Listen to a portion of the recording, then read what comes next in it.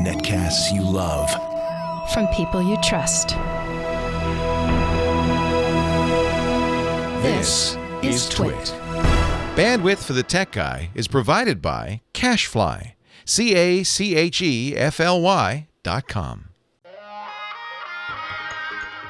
Hi, this is Leo Laporte, and this is my Tech Guy podcast. This show originally aired on the Premier Networks on Saturday, October 7th, 2017. This is episode 1428. Enjoy. The Tech Guy podcast is brought to you in more ways than one by Blue Bottle Coffee. Get fresh, high-quality, delicious coffee delivered right to your door. Visit bluebottlecoffee.com/techguy for your free trial of Blue Bottle Coffee. And by Rocket Mortgage from Quicken Loans. Home plays a big role in your life. That's why Quicken Loans created Rocket Mortgage. It lets you apply simply and understand the entire mortgage process fully so you can be confident you're getting the right mortgage for you. Get started at rocketmortgage.com/techguy. And by Fracture. Fracture is a photo decor company that prints your photos directly onto glass. Then they get delivered to you, ready to display right out of the box. Visit fracture.me and use the code TECH15 at checkout to get 15% off your first order. Well, hey, how are you today? Leo Laporte here, the Tech Guy. Time to talk tech, computers, and the internet, and home theater, and digital photography. We got smartphones to talk about, lots of them. Smart watches, maybe one fewer. Augmented reality, virtual reality. 8888 Ask Leo is the phone number. That's the number to call if you have a question or a comment, a suggestion, a recommendation. If you just want to talk high tech, 888-827-5536. That's toll free from anywhere in the U.S. Or Canada. Outside that area, you can still call. We got calls from all over the world thanks to the amazing internet. But, you know, you'd have to use a VoIP product like Skype out or something like that to call. 888-827-5536. You need to be able to call a phone number. I guess you can now with both the Amazon Echo and the Google Home. Both will allow you to call phone numbers. These are the competing, head-to-head competing devices that you talk to in your house. You don't have them in Australia yet, though, do you? You do. You have the Echo. No, the other one. Do you have the Google Home? Okay. That's one of the issues, is that these things are kind of dribbling out around globally. Amazon doesn't really have a big international reach. That's going to hold them back. Right now, I think Amazon's the clear winner. They had a 2-year lead on Google and so forth. But boy, after the Google event, Google had a big product launch. They announced 8 or 9 new products on Wednesday. I'm starting to think Google is going to start to... Google's like the horse in the race, the sandbagger, you know, who Amazon took that early lead, but Google just going to keep on going, I think I can, and it's slowly going to gain. And I think if the race is long enough, and it is, right, so it's going to be a few years, Google's going to start to catch up here because they have an advantage over Amazon. Now, I like Amazon. I use the Amazon everywhere. I have Echoes all over the house, and I like that because I shop with Amazon, right? So it makes it easy for me to shop. I have Amazon Music and Spotify, and Amazon supports the music that I listen to, so it's really easy. Also this week on Wednesday, Sonos, which is that, you know, I know a lot of you probably don't use Sonos. It's kind of a specialty item, but I love it. It's these wireless speakers you can put throughout your house. They let you listen to internet radio or internet music. Or your own music, and the problem was that Sonos was starting to fall behind because, yeah, these speakers are great, but you had to pull out your phone, open the Sonos app to get them to play anything. Well, Sonos announced that they're going to start working with Amazon Echo. In fact, they are right now. If you have a Sonos, I was able to turn it on, and man, that makes a big difference to be able to say, well, I say Echo is my trigger word, but whatever your trigger word is, Echo, listen to Led Zeppelin on the living room Sonos. It starts playing on the living room Sonos. You don't have to buy a new Sonos speaker. You just have to have an Amazon Dot connected to any one of them, and it all works somehow magically. I don't know how it does, but it does.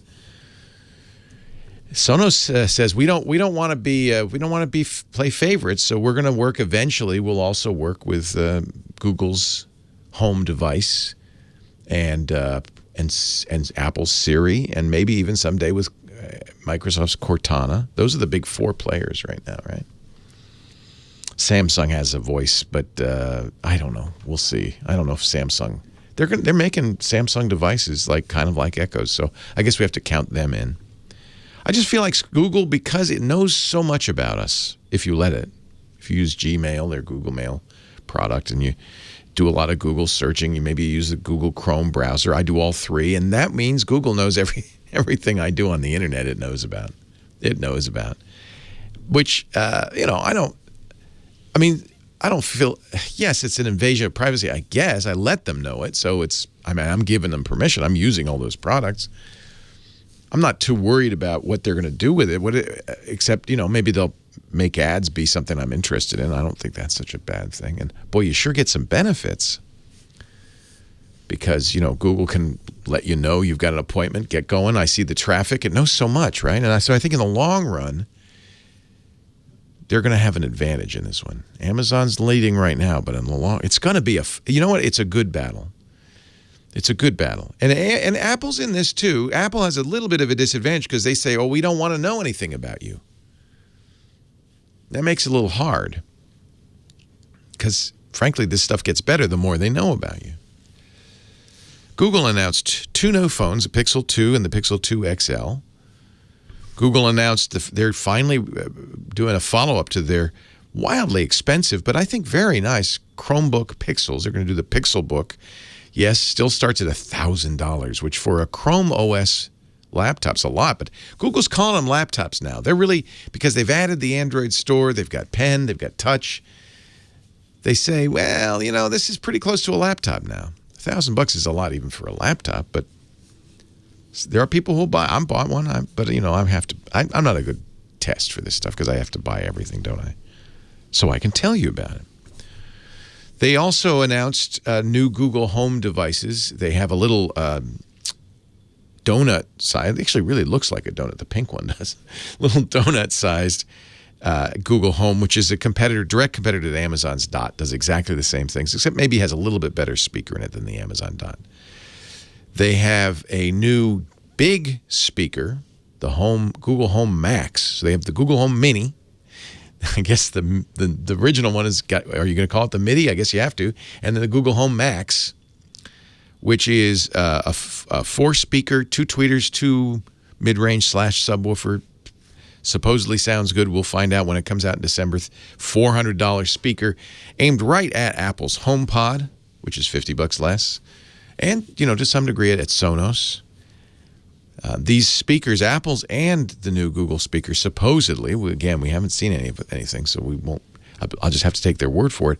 Tunes itself depending on where in the room you put it. It listens and goes, I better boost the bass here, or I better tune up the treble here, or whatever. I don't know. Those things are the kinds of things companies say, and then when you get it, it's like, well, okay, if you say so.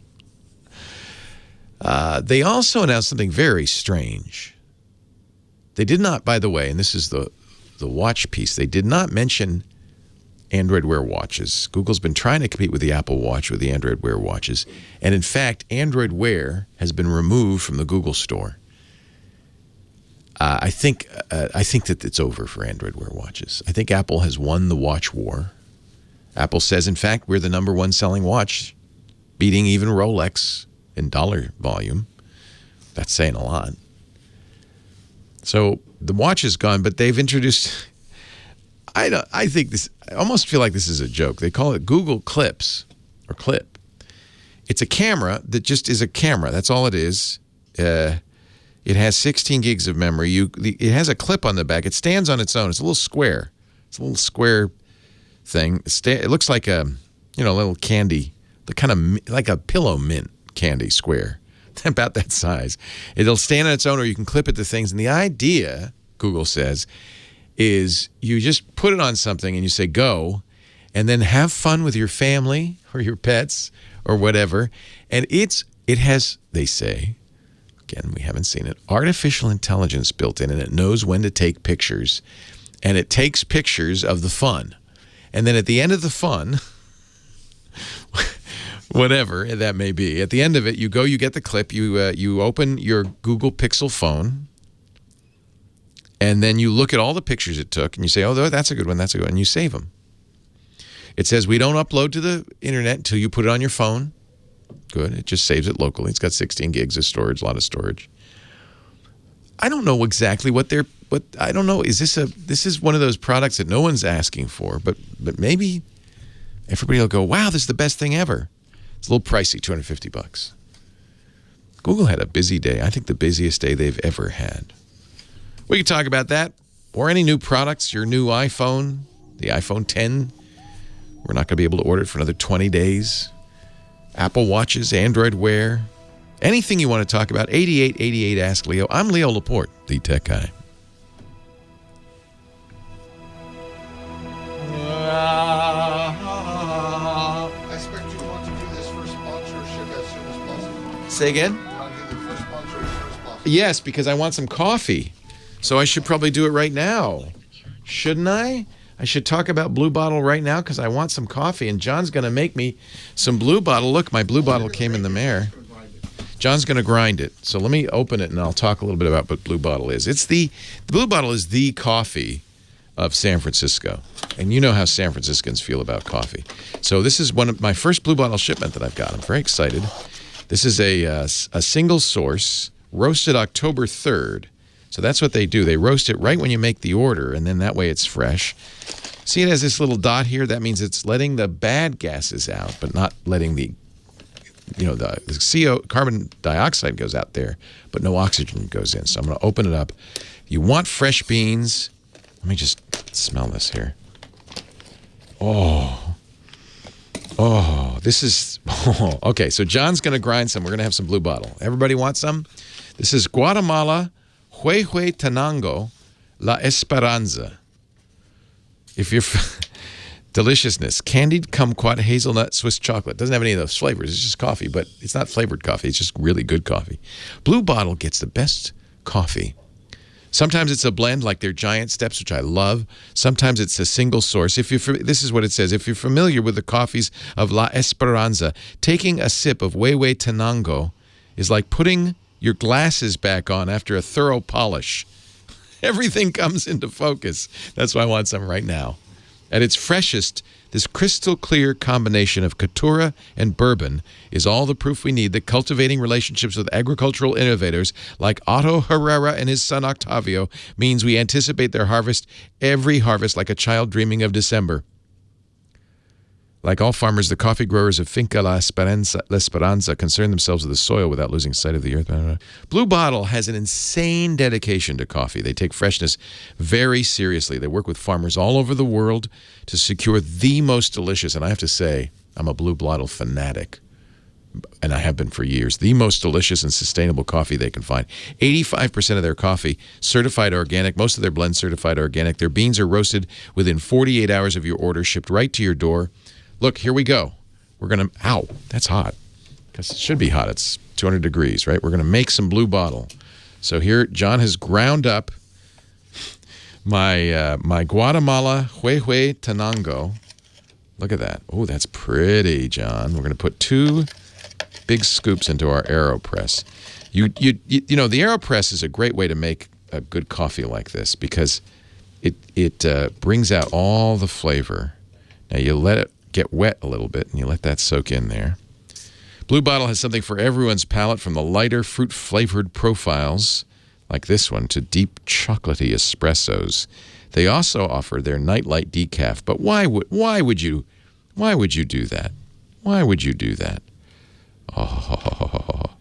Now we wait 10 seconds for this Huehue Tenango to fully bloom. This is how you do it, right, John? Yeah. John doesn't drink coffee, but I'm gonna convert him. Sign up for a free trial of delicious, fresh Blue Bottle coffee right now. BlueBottleCoffee.com/TechGuy. Your free trial will then become a 12-ounce shipment of your selected subscription with bi-weekly delivery, so it's always fresh. You can change, pause, or cancel the subscription at any time. Sign up for the free trial. You can also claim $10 towards your first order. What do you got to lose? BlueBottleCoffee.com/TechGuy. We thank Blue Bottle for their support and for this. Leo Laporte, The tech guy, 8888, ask Leo, who's here? My goodness. It's the lovely and talented Kim Schaffer, who's right now very jealous of this fabulous coffee I'm about to. It looks delicious. I know. You should come in here and smell it. Oh, my goodness. I will. Our podcast has I won't say the name, but it has a coffee sponsor. And, oh, man, that's what I've dreamed of my whole life. I walk past that place in the Ferry Building all the time. Yes, they're in the Ferry Building in San Francisco. All I need is a pizza sponsor, and I can die happy. I'll have everything I ever wanted. So you've been lining up phone calls while I've been making coffee. I have. Yes. Do you have somebody I should talk to? I think we're going to start out the morning with the blue screen of death. And that doesn't even exist anymore. Diane in Chicago got Diane, you can't get that. There's no. Thank you, Kim Schaffer. We need to do a rescue, an intervention here. Hiya, Diane. How are you? Fine. I don't know if you recall, I'm the one that called a while ago and said that I was in love with my Note 3 like a man. I do remember. How could I forget, Diane? Okay. All right. I went to the beauty salon, and when I returned, it was my Win 10. My Win 10 Pro was doing the automatic updates, and when I came home, there was this blue screen with the error message 0xc. You don't have to read it to me because it doesn't. What are you going to do with that number? What magic are you going to do with? I don't know why. Hi, the tech guy. Do you have a question? Oops, I left Kim on. What are you going to do with that number? Why do this drives me crazy that companies, Microsoft ought to know better, still put that kind of stuff in their error message like that's meaningful to you. What would you do with that? Nothing. That number's only meaningful to the guy who wrote the software. And even then, it's kind of marginal meaning because, frankly, computers are so dumb, they don't know what broke them. So it said, we're going to restart, right? Hello? Diane, I'm still here. It said we're going to restart, right? The blue screen? My computer wouldn't do anything. It wouldn't do anything. So, You're saying it's Windows 10, right? Yeah, Windows 10 Pro. So what's supposed to happen, what I've always seen, and it's by the way, a big insult. They put a little happy face a little emoticon there, and it'd say, "Oh, something terrible's happened." Happy face. I'll give you your happy face, and then it says an error message number, which is mostly useless. Did it say any? Was there any English after it, like the name of a driver or something? No, it said required device isn't connected or can't be accessed. There you go. That's valuable. But everything, it was running on battery, and it would not boot into anything. I couldn't get it into safe mode. Yeah. Well, I'm just something.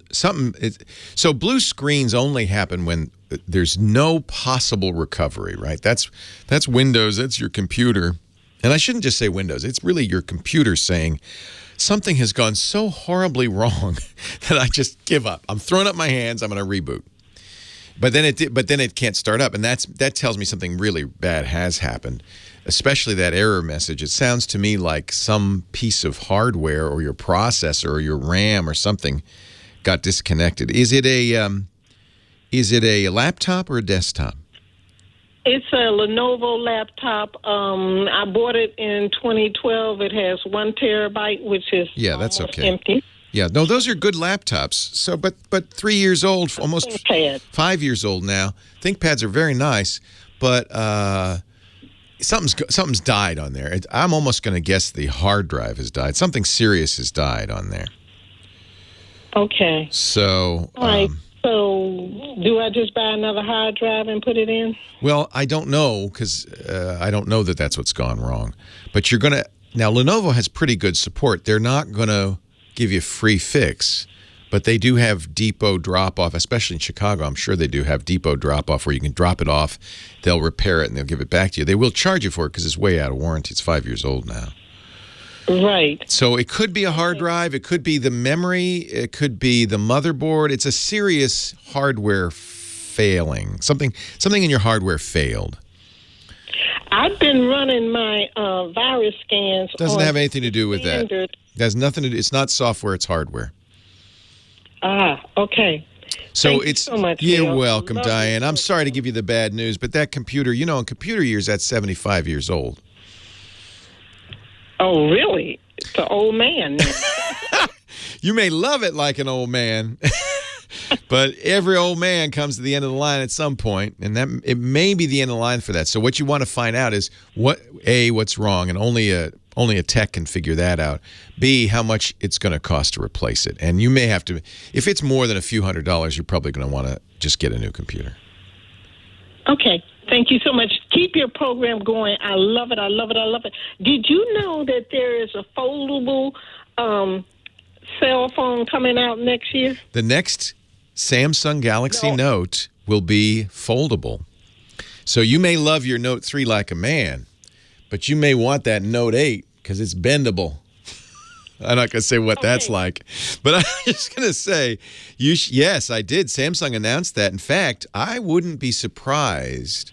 They just came out with the Note 8, which is very nice, but I wouldn't be surprised if they come out with this new, whatever it'll be, Note 9, in the next 6 months, because they've got this problem with timing because the S8 and the S8 Plus came out, and it was pretty close to the Note 8. And they need to get these kind of synchronized up so that they can announce them all at once, like most companies do. Here, we've got the S8, S8 Plus, and for those of you who want a stylus and a slightly larger screen, the Note 8. That would have been better. So my suspicion is when they do the next Galaxy S9 announcement, which they, I think, do at Mobile World Congress in the spring, they'll probably announce this new bendable thing. This is something Samsung can do because they make the OLED screens they use, and they have perfected bendable screens. Is that wild? Yes, and it's going to be a tablet. Well, it's going to be something the size of your current Note, but you'll open it up, and then it'll be the size of a tablet. Yes. Isn't that wild? It's wonderful. I think that's the kind of... So we're not really seeing a lot of innovation. Everything's just slightly improved because what can you do with a glass slab roughly 6 inches? You can't do that much. But that's a breakthrough. And it also showcases Samsung technology that really only Samsung has. And so that's something that they could own for the next year or so before anybody else can duplicate it. So that'll be very interesting, yes. I agree with you, Diane. I think that's something to watch. So don't trade in your Note 3 yet. I shan't. You love it like a man. Right. But it's okay. You're allowed to have two guys. I give you permission. Okay. Well, two phones anyway. Thank you so much. All right, Diane. Great to talk to you. Program. Thank you. And sorry about that, Lenovo. Those are great computers, but laptops wear out fast. I generally say that a computer year is about 15 human years. So 5-year-old laptop's about 75 years old. So it's maybe starting to suffer a little bit. 7, 8 years, then it's probably, especially laptops, because they get thrown around. They're portable. It might be time to look at a new one there. Scott, and there's some really nice new ones, by the way. We'll talk about the new Intel Coffee Lake chip later on. Scott Wilkinson coming up next to do some home theater. Leo Laporte, the tech guy.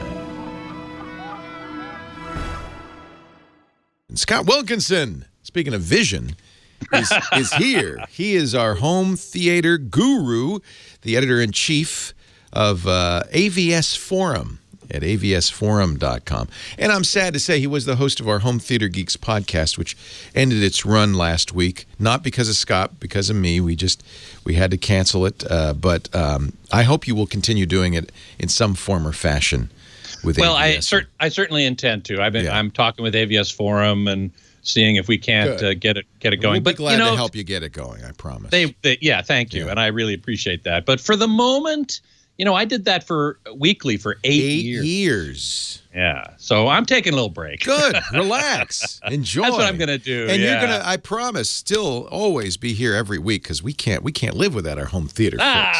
Well, I'm so glad to be here. Thank you. I'm very happy. So I have to say I've been enjoying 4K.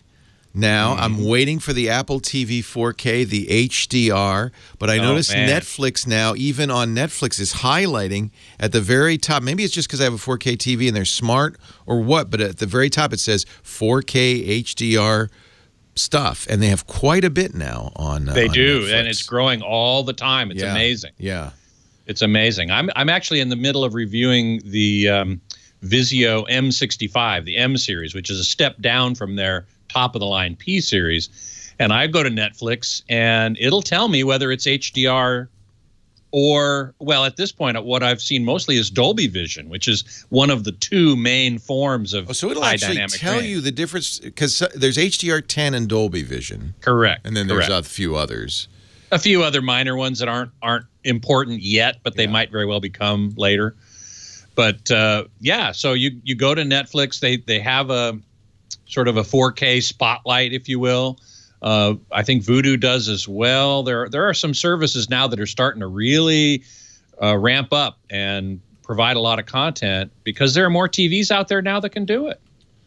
I'm glad. It's still, me too. Yeah, it's kind of it's very similar in my mind to what happened with HD, right? Mm-hmm. Yeah, exactly. Yeah. In fact, by most accounts, the transition from HD to UHD, or ultra high definition, 4K as it's often called, now with HDR, is going much faster than the transition from standard definition to high definition, SD to HD, now about 10 years ago. So, it's happening faster, as in with most things in tech, right? I mean, speeding up. It's it's an exponential curve. I know. I just got 4K, and now and we talked last week about 8K, which I don't think is a thing. You don't need to worry about that. I think unless you have remarkably acute vision, I think really with a nice 4K display, it's different for things like augmented or virtual reality, but for sitting in your living room watching a TV, a nice 4K display with HDR and good content is probably as good as it needs to be. Is that? I agree completely. It's not crazy, is it? Because our eyes are limited. I mean, there's only so much acuity. That's right. That's right. You can only see so much detail, and beyond that, it's pointless because you can't see it. Also, our eyes, our visual system, I should say, is capable of perceiving a certain dynamic range at any given time. Now, we humans are pretty remarkable because we can go outside into the bright sunlight and see dynamic range out there, or we can go into a dark theater and after a while see dynamic range in there. It takes a little bit of adaptation, as it's called, but that's because the instantaneous dynamic range of the human visual system slides up and down depending on the amount of ambient light that's around. Yeah. So as long as you have in a TV image roughly the same dynamic range as you can perceive at any given moment. That's as good as it needs to be. That's as good as it needs to be. Anything else is a numbers game at that point. That's right. Yes, exactly right. And that's what 8K is going to be. It's going to be a numbers game. And so I go, bah. Right. Humbug. So Fire TV now does 4K UHD. Roku has announced new models this week, and updates to existing Rokus that will make it HDR10 compatible. So we're really getting. I think we're really no Dolby Vision yet. Only in Roku TVs. TCL and Hisense make Roku TVs with Roku built in, and those can do Dolby Vision. Okay, but the standalone boxes can't.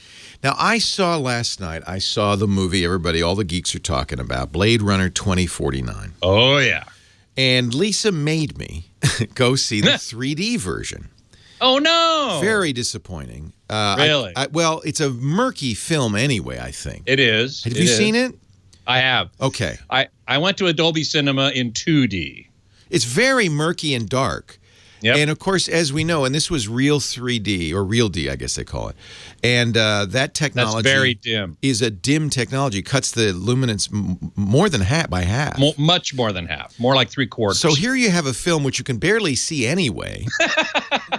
Well, that's not 100%. Well, you saw it obviously in a theater with conventional standard dynamic range. I saw it in Dolby Cinema. That's what I was going to ask you. This should be an HDR movie. Absolutely no question. In fact, the entire movie is essentially a demo of high dynamic range. See, that's why my thought at the end of it was I should have waited and watched this at home on my 4K HDR TV. It will be better. Get the HDR UHD Blu-ray. Yep. And it will be better than in my home, in my theater. Yep. Yep, I think you're right. Or go to a Dolby Cinema. Now, you have one now in San Francisco, and that's not an insignificant trip for you. No, it's an hour away. I want to go to our away. local cinema. I hope this doesn't become a trend where we see movies that are mixed, I guess, or made for these new very high quality HDR cinemas because they won't look good this is, by the way, this is a fairly modern cinema. They're using DLP, high quality DLP projectors. It looks good. They have Atmos sound. Oh, that's good. And the Atmos soundtrack of Blade Runner 2049 I thought was beautiful. It was a little loud. I actually went out and it was super loud. I said, I don't know if I'm an old man, but can you turn that down? It's too loud. I measure the sound levels on all the movies I go to. Easy, 100 dB easy. Well, no. Actually, the average, as they measure it for compliance purposes, was actually under what's called reference level. However, the amount of bass in that soundtrack was like 5 dB more than usual. Oh. It was all bass. It was all low frequencies, and there are moments when the soundtrack gets really, really loud. Yes. And so maybe it was just the bass, or maybe this theater. At that moment, it was probably pretty loud. It was very loud. I felt like it was deafeningly loud. Yeah. I totally agree. But the picture is just stunning in HDR because there are a lot of scenes where you're in a dark room or a dark environment someplace with bright windows behind. Yeah, one of the very first scenes, the Blade Runner and the bad guy are both in a pitch black room, but they're both sitting in front of windows. Yep. And I thought, that's intentional. I wish I were seeing it in a way I could see it. In high dynamic range. Don't go see it in detail real in the dark. Yeah. Wow. It was amazing. So it sounds like this movie you have, because I didn't like the movie because I couldn't see it. Plus, at the beginning, they have an exposition of the history. What has gone on in the last 30 years. I couldn't read it. If you could read it, I mean, I had to take off the glasses and kind of try to read it because it was too dark to read with the glasses on. And so Lisa and our son couldn't understand what was going on. I had to explain it to him afterwards. Scott Wilkinson, editor-in-chief. Find him at avsforum.com and here every Saturday talking about home theater on the Tech Guy Show. Leo Laporte, the Tech Guy, 8888 Ask Leo. More of your calls right after this. I wonder if I should have gone to see it in IMAX. IMAX would have been better. I think it's going to look better at home than anywhere, unless I go to a Dolby Vision cinema. Unless you go to a Dolby Cinema. Yeah. I would agree. Boy, I would agree. I was so disappointed because the reviews were raves. It's 2 hours and 40 minutes, so it was a long time to be sitting in the dark. Yes. It could have been shortened. I saw many places that were just sort of weird, long pans across nothing much. And I thought, you know what? They could have easily brought this down to 2:15 at least, if not 2 hours. Easily. But that's him. That's this guy. That's his style. Denis Villeneuve. He did Arrival, which was also very leisurely. It was. Now, I liked Arrival. I loved Arrival. But it was a different kind of movie. And I feel like he's kind of a different kind of filmmaker. So. Yeah. I also thought Ryan Gosling was, and Harrison Ford, for that matter, were kind of one note. Yeah. They were just kind of just the same the whole way through. Yeah, I actually did not think it was a good movie, but I'm afraid that my opinion was colored by the fact that it was so gloomy and murky. Yeah. Murky is the right word. It was very murky. Yeah, it is the right word, especially in real 3D, unfortunately. I mean, I kept taking off the glasses so I could see is there anything. What the hell's going on here? What the hell's going on? And then it's all blurry, and I put the. By the way, there's no 3D effects in it. There's no reason to see it in 3D. Really? Well, I didn't notice any. Oh man! It's not I know it's a 3D conversion. It's a conversion. Okay, so it wasn't shot in 3D. Wasn't shot in 3D. It was it's a conversion by a very well-known company called Stereo D. But I do that too. When I go to a 3D movie, I'll take the glasses off sometimes and just look and see if I'm not really seeing any depth. And so I didn't do that. They were doing it for depth of field. So they were doing it. The foreground was not very 3D, hardly, but the background was. Yeah. I don't know what the point of it was, but anyway, I'll get a UHD disc and watch it at home. It's going to be an HDR showpiece. No, I was a huge fan of the original. I was too. In fact, they played the original the night before at the Dolby Cinema. Oh, fun. That would be And fun. what I found very interesting, they had released the final cut of Blade Runner about a month ago on UHD Blu-ray that's the in one high I definition, have. in high dynamic range. Yeah. And with an Atmos soundtrack. And I went and saw it the night before because I wanted it fresh in my mind before I saw the new one. And the Atmos soundtrack for the original was wonderful, really excellent. But the image was not high dynamic range by any stretch. Well, how could it be?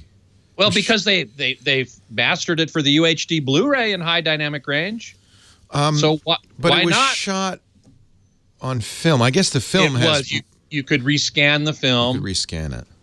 Or you could post-process it.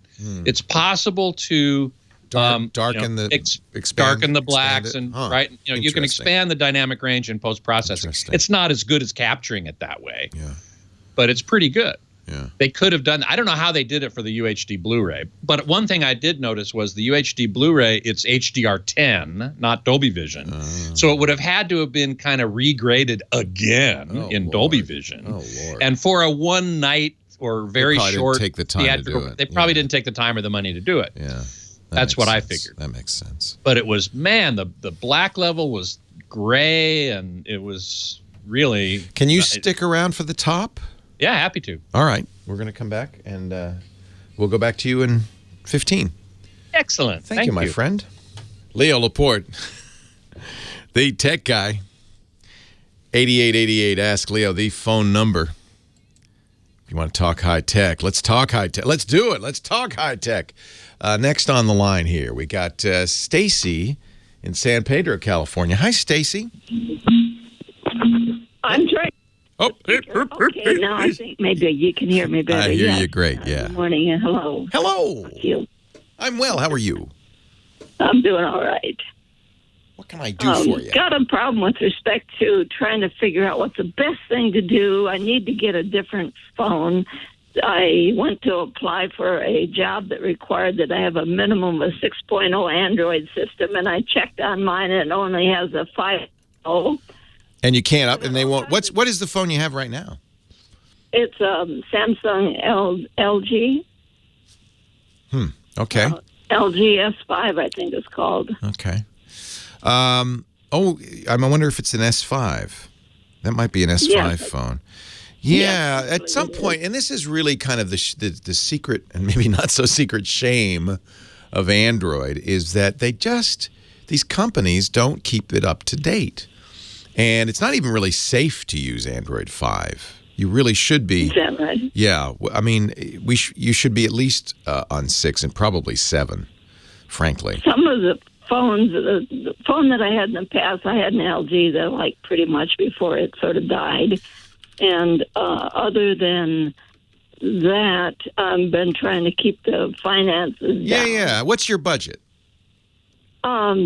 If I could get something that's really nice for less than maybe $350 max, easily. I would be happy about it. So I'm going to recommend the Motorola G5.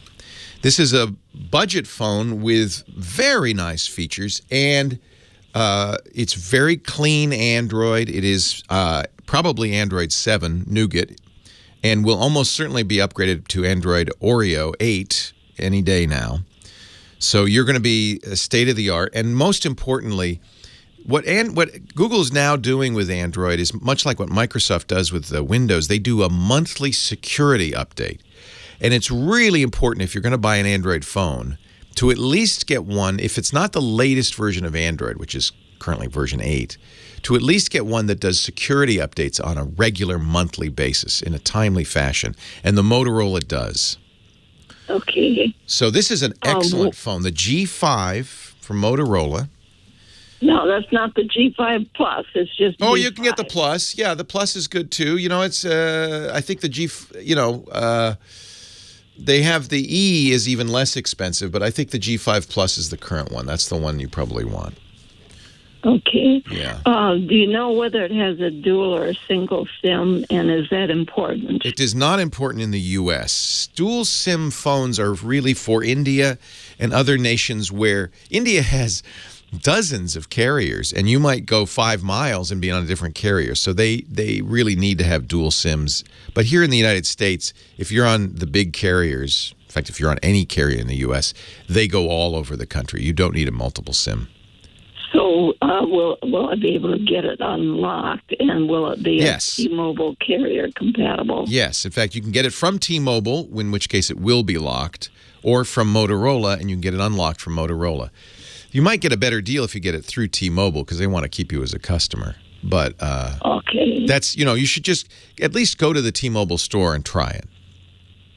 Okay. See if you like it. And what about that NFC? Is that an important thing? Well, they all come with it now. The only NFC, near field communications, is a little chip in the back. You probably already are fairly familiar with the idea. If you ever go through a toll with one of those fast track or whatever they call them cards where you just zip through the toll, it's kind of like that. That's a different technology, but the same idea. There's a chip in the back of the phone that when you touch it to an appropriate spot will trigger something in the phone. It's used for contactless payments.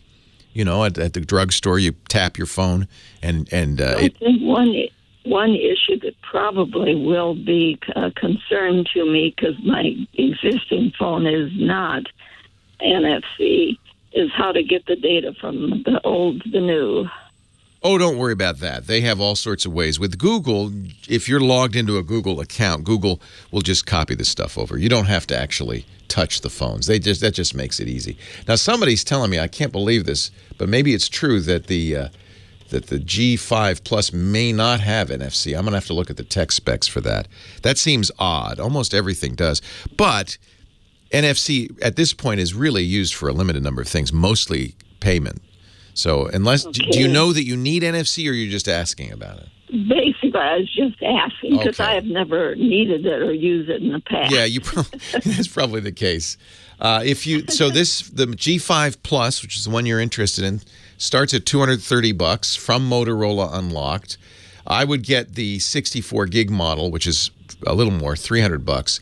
That gives you more storage, and that should get you a good 3 years before you need to get a new phone. They'll probably... So the $300 version has what that the other one doesn't? Just more memory, more storage. Well, okay, 64 gig, you said. Yeah, and that's, I think, probably a good idea. Especially, are you going to use the camera? Yeah, and for sure I'll be using the GPS update and that kind of stuff. And battery issues are a concern for me. This has very good battery life. Okay, that's good. Yeah. What about the SIM size? I think the Motorola G5 has is it a micro? It's a nano SIM. They're all, if it does, your old phone probably has a bigger SIM, but you just go to the T-Mobile store and they'll give you a new SIM. Okay. Not a bad idea to do that anyway, I think. And what about when people use a smartphone as a hotspot, does that end up using up your data limits and stuff? It counts against your data, yep. But on T-Mobile, you have unlimited data. So I do that all the time on my T-Mobile phone. I like that. So, and when you've got a hotspot on your smartphone, does that mean, like, if you're tied up with, like, Cox Communications or AT&T, you don't need that anymore?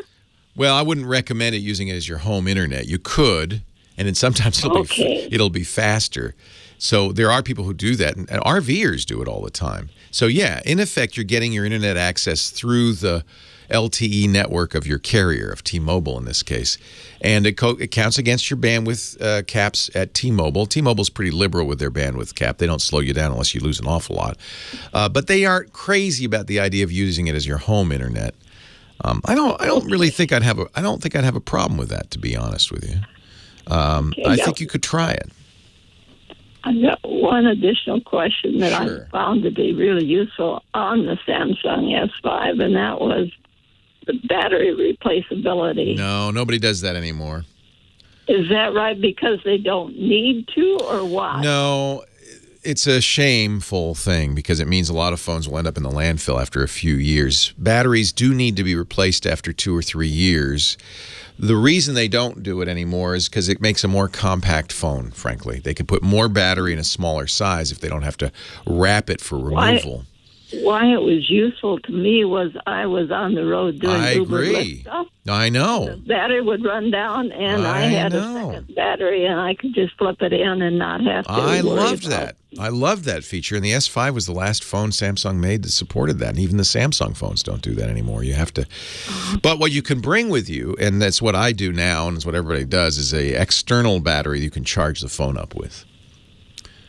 You can buy a small external battery. They're size of a pack of cards. It'll charge the phone 2 or 3 times. It'll do it pretty quickly. You just have to bring that in a cable. When I just plug it into the car interface, that it doesn't seem to do a good job. Well, the newer phone will charge probably faster. Newer phones do charge faster. But I bring with me, this is from a company called Aukey, but I like the Anker, A-N-K-E-R, external battery. It'll charge the phone pretty quickly.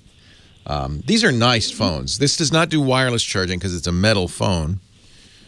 But, there's that trade-off. The phones that are made of metal can't be wireless charged. It does have a fingerprint reader, which I think is a very important, very useful feature. 12-megapixel camera, which is a very decent camera considering the price.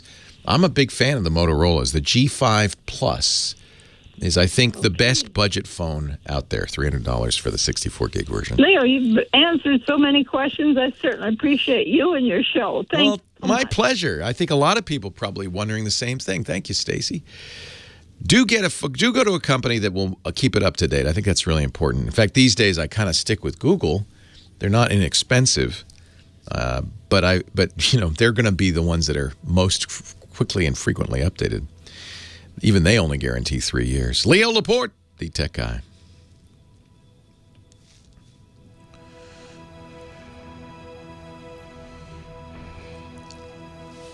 And you know who's here? Scott Wilkinson, the home theater guy. Let me see if I can figure out how to give you what you like. I like those numbers. Is not this, but because we have this, we're close. We're in the ballpark. Yeah, we're in the ballpark. There it is. Well, that's not what we want. We want that, and then we want this, and then we want that, and my God. You want to be fancy. Okay, just keep talking, Scott. You'll be there soon. Okay, I'm talking. You'll Here be we go. Soon. There you go. Leo had to figure it out. Thank you so very much. Sure, thank you. We've been talking in the chat room about LG OLED TVs, the C7 and the B7, which is what's known as a captive model. It's only available Costco, I forget, Sam's Club, one or two of those stores is the only place you can get the B7, which is the least expensive of the LG OLEDs. And they're all the same in terms of the panel. So even all the way up to the flagship W7, they just all use the same panel. So they're going to look the same and the same processing, as a matter of fact. What's different about the thing we're talking about between the B7 and the C7 is support for Dolby Atmos, which is this overhead immersive sound system. And the B7 does not support it, and the C7 does. And so why is that important? Well, it's important only if you have an Atmos sound system, first of all, and then it's only sort of important because, as Twisted Mister, I think, said in the chat room, if you're worried about Atmos, you're probably using an external sound system and you don't need it in your TV, with one exception, and that is, what if you're watching the apps, the smart TV apps, the Netflix or whatever, from inside your TV? They may very well be able to deliver Atmos sound to your AV receiver. They certainly can't reproduce it themselves. They don't have all the speakers you need. They can maybe try to simulate it with funky little speakers in the TV, but I wouldn't even bother with that. That's ridiculous. However, getting an Atmos bit stream to your receiver in order to hear the Atmos from the internal app, that could be cool. And the way to do that is with something called HDMI ARC, Audio Return Channel. So what that means is you take an HDMI cable from the HDMI output of your receiver to the HDMI input of your TV, of the C7, let's say, and then if you've connected it to the right output and input, and I'll explain that in a minute, then the TV can send the sound that it generates internally from its own apps back along the same cable back to the receiver. It's actually pretty cool. But you have to make sure that your AV receiver supports ARC, and you have to make sure that the TV does. Now, I'm virtually certain that the C7 does, but probably only from one of its several HDMI inputs. So only one of them is able to send audio back to the receiver through the same cable that's sending stuff to the TV to begin with from the receiver using this ARC. And they're usually labeled on the back of the TV. I'm like I said on the radio segment, I'm reviewing a Vizio M65, and one of the HDMI ports is labeled, if the HDMI 1 parentheses ARC. So that lets you know which input on the TV can send audio back along the same cable that it's receiving its video on. So Twisted Mister says, shouldn't be using the apps anyway. Buy a cheaper TV and get a Roku. Yes, I agree with that, generally speaking. Although in some cases, for example, say the Roku TV from TCL, P-Series, I think it's called, you can get Dolby Vision on Roku, whereas with a Roku external box, you can't. So that's a consideration as well. Mike Heiss does good old Mike Heiss in the chat room. Hi, Mike. Does the TV support bitstream? Many don't. That's true. Many don't. I believe the LGs do. I'm pretty sure I checked that out. I'd have to now go back. My brain is a FIFO buffer, first in, first out. So I'd have to go back and check my notes, but I'm pretty sure that the LG OLEDs do support bitstream. And it would be lossy bitstream in this case. It would be Dolby Digital Plus, not Dolby True HD. So let's see. Web 909, how to search Netflix for 4K HDR content. Well, first of all, you need a 4K HDR TV, because if you don't have that, it's not going to show up.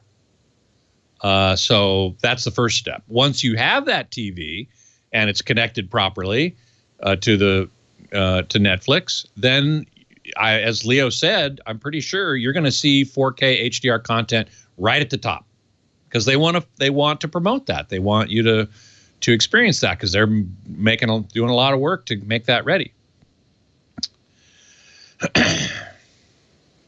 So anyway, thanks to everybody for your kind words and support about Home Theater Geeks. I was sorry that it had to be canceled.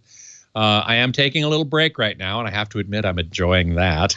Doing a weekly podcast is hard work. Oh, really? You think? And I only did one. You did what, 30? No, I hated to cancel the show, but we have to. It's just a financial thing. We just can't. It's an economic reality. I got that. I hate that. I did get it. Was. I want everybody to know it wasn't because the show wasn't fantastic. We love Scott, and thank you. It had nothing to do with you. It just really had to do with. It just had to do with you gotta You got to face reality and do what you need to do. Yeah. I get that. Yeah. Hopefully, we will get it going on AVS Forum. I would love that. It would make me very happy, and we'll help them in any way they want. But yeah, I think it's a good idea for you to take a little time. Yeah, enjoy yourself. I think a little break is a good thing. Actually, I'm enjoying it. I love it that you come here every Saturday. I mean, that I would get a little bit our Scott hit here this way. So. Well, I really appreciate it, and I'm really happy to do it. I love being a part of the Twit crew. So. Yay. Well, you are. Thank you. Well, hey, how are you today? Leo Laporte here, the tech guy. Time to talk computers and the internet and home theater and digital photography and smartphones and smartwatches. coffee, whatever's on your mind, if it has to do with tech, and believe me, coffee has a lot to do with tech, I'm here to answer your questions. 8888 Ask Leo, 888-827-5536.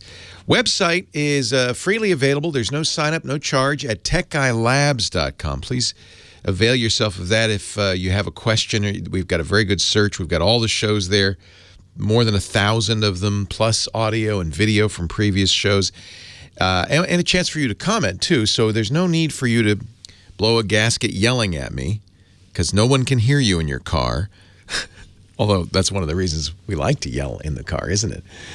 But you can go to the website, techguylabs.com, and leave your thoughts, your comments, your additions, your Leo, you're wrong comments, techguylabs.com. I'm pleased to say I don't get too many of those. But, nobody's perfect. Next, Pomona, California. Mark on the line. Hi, Mark. Thanks for hanging on. Leo Laporte, the tech guy. Hey, Leo. Thanks for taking my call. Appreciate your show. I'm having some trouble. I have a Note 5, a Samsung, and I had an experience where I like to take pictures a lot, and I got it too full. I've got 32 gigs, and basically filled it up, and other stuff stopped working. Do you not have an SD card in there? No, I'm not sure this one has it. Oh, you know what? That was the one. 64 choice. Yeah, that was the one where they took that out. They put it right back, by the way, in the notes. Oh, okay. In the Note 7 and the Note 8 has an SD card slot now. Boy, what a mistake that was. Thank you, Samsung. And then the compound things. I really wanted this phone. I needed a bigger phone. I liked Samsung, so I got a Verizon Unlock, and I'm on a carrier that didn't have this one, so it isn't 100% compatible. In fact, I have to turn off my phone and dial from another phone to check my voice. What? That's crazy. Okay, so let's solve problem. I need some help getting the pictures off. Yeah, problem one first. Yeah, do that easily for me. Google Photos, which I highly recommend. In fact, I should have been on that phone, but maybe it wasn't, or maybe you didn't. Maybe you took it off. Samsung puts their own gallery on there, which I don't particularly like. But the Google Photos, which basically is what the gallery app for the Google's Android phones, has a very nice feature. It has unlimited backup of your photos. It reduces, they say in reduced quality, I can't tell the difference. They JPEG them, they squeeze them a little bit. But it's plenty fine, and it's unlimited. And once you back up to Google Photos, then there's a setting in Google Photos that says delete backed up photos, which will immediately free up a ton of space on your phone. Yeah. And in fact, if you continue to do that, that's the best way to at least keep your phone from filling up from photos. You said you got a 32 gig model? Yeah, I should have got a 64, but I'm looking at maybe doing an 8 next. So yeah, when you get the 8, you'll go get 64. I don't think they even sell a 32, and you get an SD card slot, which you can put all your photos on, which means you'll never run out of space again. Yeah, that'll solve all the issues for sure. Definitely do this on Wi-Fi. It'll be faster. Don't do it on your 3G. You'll use up all your data. In fact, you can even tell Google Photos only back up on Wi-Fi. I think there's even a setting only back up when I'm connected to a charger on Wi-Fi, so it won't reduce your battery life. But it's everybody should use Google Photos. It's a fantastic product. Okay, great. Yeah, and it's free. The backup is free. As anybody should, if something's free on the internet, you have to ask, well, why is it free? And in this case, it's free because Google is using your photos to become better at for machine learning, to become better at artificial intelligence. They're not releasing them to the public or letting other people see them. They're private, but they use it for recognition purposes. The more training they can give their artificial intelligence routines with photos, the better. So at this point, I think it's a good deal for free, and also as a selling point, it makes you want to have Google stuff. I think they really do a good job. Well, I would be willing to pay something for it if that was the case. Yeah, nice. It's free. Yeah. And I had a comment about home theater. It was never in my vocabulary. I went into a Best Buys and saw 4K UHD. I think The Martian was on, and you could see the guy's hair follicles on his face. Yeah. I thought maybe the Screen Actors Guild would, ask for some filtering or something. Some actors do not like it. Better. Yeah, some actors do not like it. So ever since then, it's been like, well, this stuff is, can be expensive depending on what you want, but it changed my interest in it. And so I listened to your show more intently, and before I think I was tuning it out. So, well, here's a perfect example. As we were talking last hour with Scott Wilkinson, I saw Blade Runner. I was very excited about the Blade Runner sequel, 2049. Everybody gave it rave reviews. It looked terrible in the theater, and it turns out it's going to look better at home on my high dynamic range television set than it would look in the theater, because they didn't have the latest, greatest projection, and I foolishly went to see the 3D version, et cetera, et cetera. So I think at this point, we're getting home theaters with if you have a good 4K HDR display that may look better than your movie theater. Yeah. That's pretty impressive. If you spend a little money on a surround sound system, it's now to the point where it's affordable. It's in the few $1,000 range. Yeah, it's pretty affordable. You're not going to spend $8 unless you really want to. Right. And it used to be, only movie stars had home theaters, right? That was a status symbol. When you go into Beverly Hills, oh yeah, come into my home theater, presses a button, the curtains close, the lights go down, the movie comes up. You can do that at home now, and it looks great. Yeah. Which of course scares the heck out of movie theaters. Yeah. Glad you listened. Thank you. There's always a place for them. It's just going to be more entertaining. I like going to the theater, putting my feet up, but this was the first time I'd gone to the theater where I thought, this would have been better watching it at home. And that is bad news for movie theaters. You don't want that to happen to us. I haven't seen it yet, and I took your comments about the 3D thing seriously. Don't see it in 3D. Not 3D. Yeah, see it in 2D, and with a good projection system, because it's a dark film. Mm-hmm. Yeah. On the other hand, if you watched it, this would be a bad one to stream, for instance, on 4K with Vudu or Apple TV or any of the 4K streams, because one thing they do with 4K is they compress it a lot when they're streaming it over your internet, because bandwidth is not infinite. That compression really shows up if there's big blocks of color, particularly black.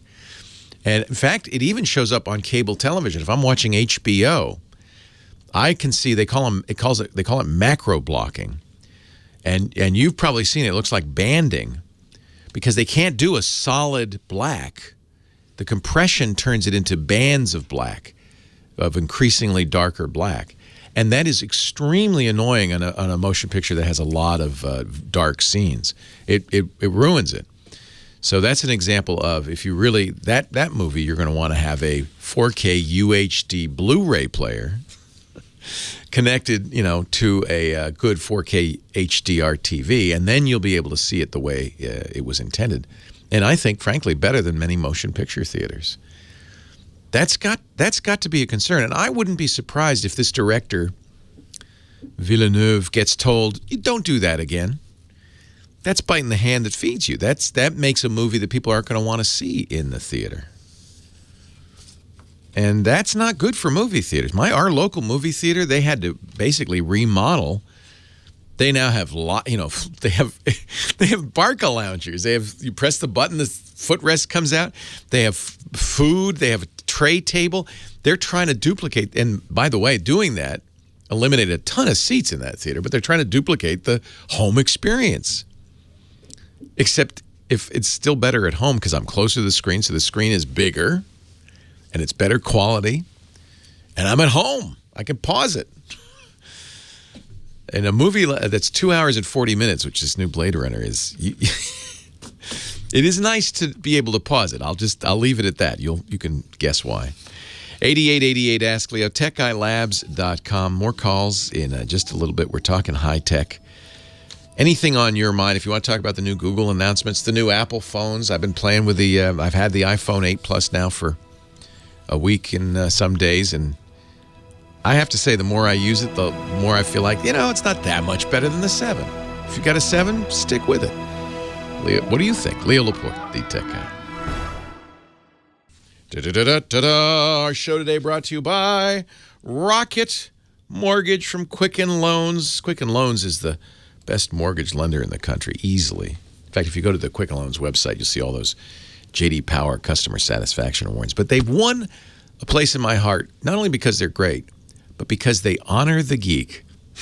They've created Rocket Mortgage, which is an entirely online mortgage approval process. What a relief this is. We just celebrated yesterday the 4th anniversary of buying our house, Lisa and my house. And we went through the worst process. It wasn't with Quicken Loans. It was with a big bank, which I regret now. But it took them more than a month to approve our loan. We almost lost the house. The seller was going, what's going on? See, when you're buying a house, being pre-approved, they're good for this. They've got the loan, makes a huge difference. It puts you front of the line when you're buying a house. So if you're thinking about buying a house or you're going to open houses tomorrow, or maybe you're thinking about refinancing, this probably is a good time to do it. I think interest rates are only going to ratchet up. You want to go to rocketmortgage.com/techguy. And the thing is, you'll love this. You can do that, by the way, on your phone or your tablet. And that's it. You won't have to go up to the attic to go through and find your pay stubs or your bank statements. You won't have to call the bank saying, can you mail me my print statements for the last 15 years? You don't have to do that. They do it all online. rocketmortgage.com/techguy. They have trusted partnerships with all the financial institutions. Of course, it's Quicken Loans. So all you have to do is give them permission. They've got everything they need. And literally, remember, it took months to get a loan from this big bank 4 years ago. It's not going to take months. It's not going to take days. It's not going to take hours. It's going to take minutes. Literally, within a few minutes, you will get approved for the loan that's right based on your income, assets, and credit. You can choose the home loan options that you want and find a loan that's perfect for your needs. I love it. Rocket Mortgage from Quicken Loans. Apply simply, understand what's going on fully, and then mortgage confidently. To get started, go to rocketmortgage.com/techguy. Maybe you're not buying today. Please bookmark it so when the time comes, you'll know. Oh, I got it right here. It's in my browser. rocketmortgage.com/techguy. Equal housing lender, licensed in all 50 states, and MLSconsumeraccess.org, number 3030. And we thank them, Rocket Mortgage, for their support of the Tech Guy podcast, making this possible, coming to you over the internet airwaves. Brian on the line from Charleston, Indiana. Do you say Charlestown or Charleston? Charleston, Indiana. All right. Hi. Welcome, Brian. Good to have you. No, thank you for taking my call. My situation is I got 3 Raspberry Pis. Each one has a Logitech webcam. Okay, I'm going to just tell you how hungry I am. I just went through my mind, that sounds good. But you're not talking about actual pie. You're talking about little board, $35 single board computers that are really kind of amazing. You got 3 of them, huh? Yeah, and each one's hooked up to Logitech webcam. Nice. And so you're trying to build a security doing a security camera system. Right. Yeah, that makes sense. On the cheap, but, if I'd really spent all that kind of money, I could have probably got a real security camera system, but, hey, it's fun. No, yeah, you don't do this to save money. You do this for fun. Yeah. Right? But I've got 3 of them. They got Logitech cameras on them, and they work pretty good. But last night, I had an intruder come in. Oh, no. And they captured the motion pretty well. But it wasn't lit well enough. I hope the intruder was a raccoon or something. Yeah. Oh, good. It captured the motion of it captured the silhouette, okay? Yeah, because it's dark. What you need is a camera designed for the dark, an infrared camera. Yeah, if I had that kind of money. But I do have the Hue light system. Ah, now. So you could have the lights come on when the raccoon comes. Yeah. Yeah. So what? I trigger my Hue light system to come on when it senses motion. I love that. So you already have the Raspberry Pi and motion detection. That's working, right? Right. So what you need is a way. Capture the silhouettes of the motion, right, right. This is fun because did you use a tutorial to build this like in Make Magazine or something like that? Yeah. Yeah. So this is where making gets really fun. So you're following a cookbook recipe. And you got it all going. But now you're saying, now what I'd like to do is extend it. And this is where you're going to be digging into the guts of the thing. So do you have some Python code? Is that what's running to do the motion detection? In the background. It's a little over my head. Yeah. So what you need is something that will interface with the Hue lights. Hue lights are supported by their own, they have a dedicated hub. But you can also use hubs like the SmartThings hub. You can use other devices. And what you'll need, and truthfully, I'm not sure I'm going to be able to point you to exactly what you need. But what you're going to need is a device that you can trigger in that same Python script. You've got one line that says turn the camera on. You're going to have a line right after it that says, and turn on the hue lights. Maybe do it before. Turn on hue lights, now turn the camera on. But that particular line or block of code is going to be specific to the interface that controls the hue lights. There's two ways to do this. There's the mechanical way to do it, which somebody in the chat room is saying, just attach a relay. It could be any kind of lights.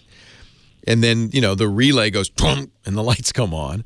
Or since you say, well, I've got these internet connected lights, these hue lights, then it's done in software. And you'll need a way to trigger the hub or trigger the hue hub. Something like, it's IFTT. Yeah, that might be a good, absolutely. IFTT can absolutely control the hue lights via either the SmartThings hub or their own hue hub. In fact, I used to have an IFTT. That's a website, ifttt.com. Yeah, if this, then that. IFT, this, TT, then that, .com. You can have a trigger. I used to have one, IFTT trigger, that would say, when the sun goes down, turn the lights on, right? So this would be very similar to that. So if you already know how to control if this, then that through your Raspberry Pi and your Python code, you're practically done. Okay, I have to look into the Python. That's your research. But that, you know what, that's easy. That's that's something everybody does. You could probably Google IFTTT Raspberry Pi and get the code, paste that in. Okay. This is going to be, look, it's not going to be easy. But but it's not going to be impossible, and it's not going to be you're going to be tearing your hair out.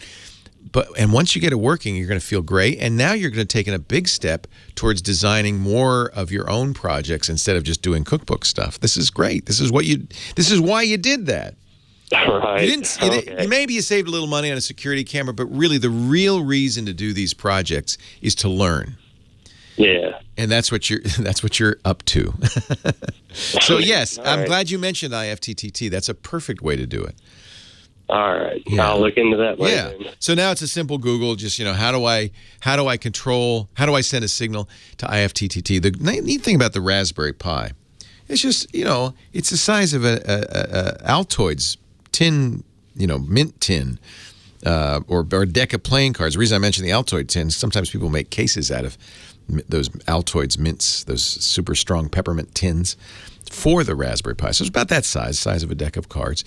It has on it kind of all the things you need to make it a real computer. It has an HDMI port, so you can connect it to a screen. It has actually two USB ports, so you can connect it to a keyboard and a mouse. It has an Ethernet. Different Raspberry Pis have different features, but it's either an Ethernet cable or a Wi-Fi capability, or you can add Wi-Fi via the USB. So it is connected to the net. So you can have the Raspberry Pi ping, send a signal out. When it sees motion, the Raspberry Pi's got one of the things that makes the Raspberry Pi great, it has what's called a GPIO, General Purpose Input-Output pins, that you can connect things to. So he's got a motion connector and a camera connected to those. Actually, the camera's probably connected to there's a special camera connector on the Raspberry Pi, but he's got the motion detector connected to the GPIO. So the motion detector is a standalone little unit. It sees motion, sends a signal down into that pin on the Raspberry Pi. The Raspberry Pi goes, there's motion. What do I do then? And looks at the software that you've written and says, I turn on the camera.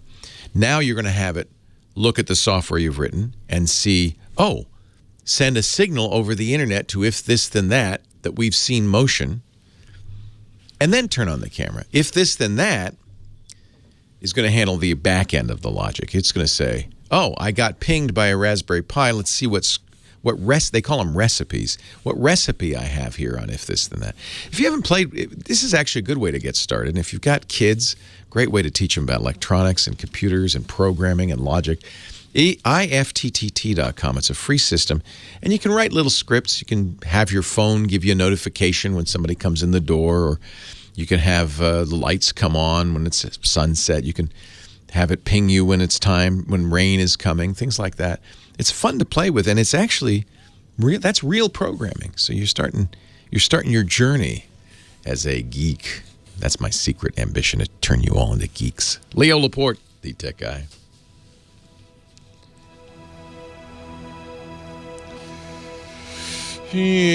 Speaking of geeks,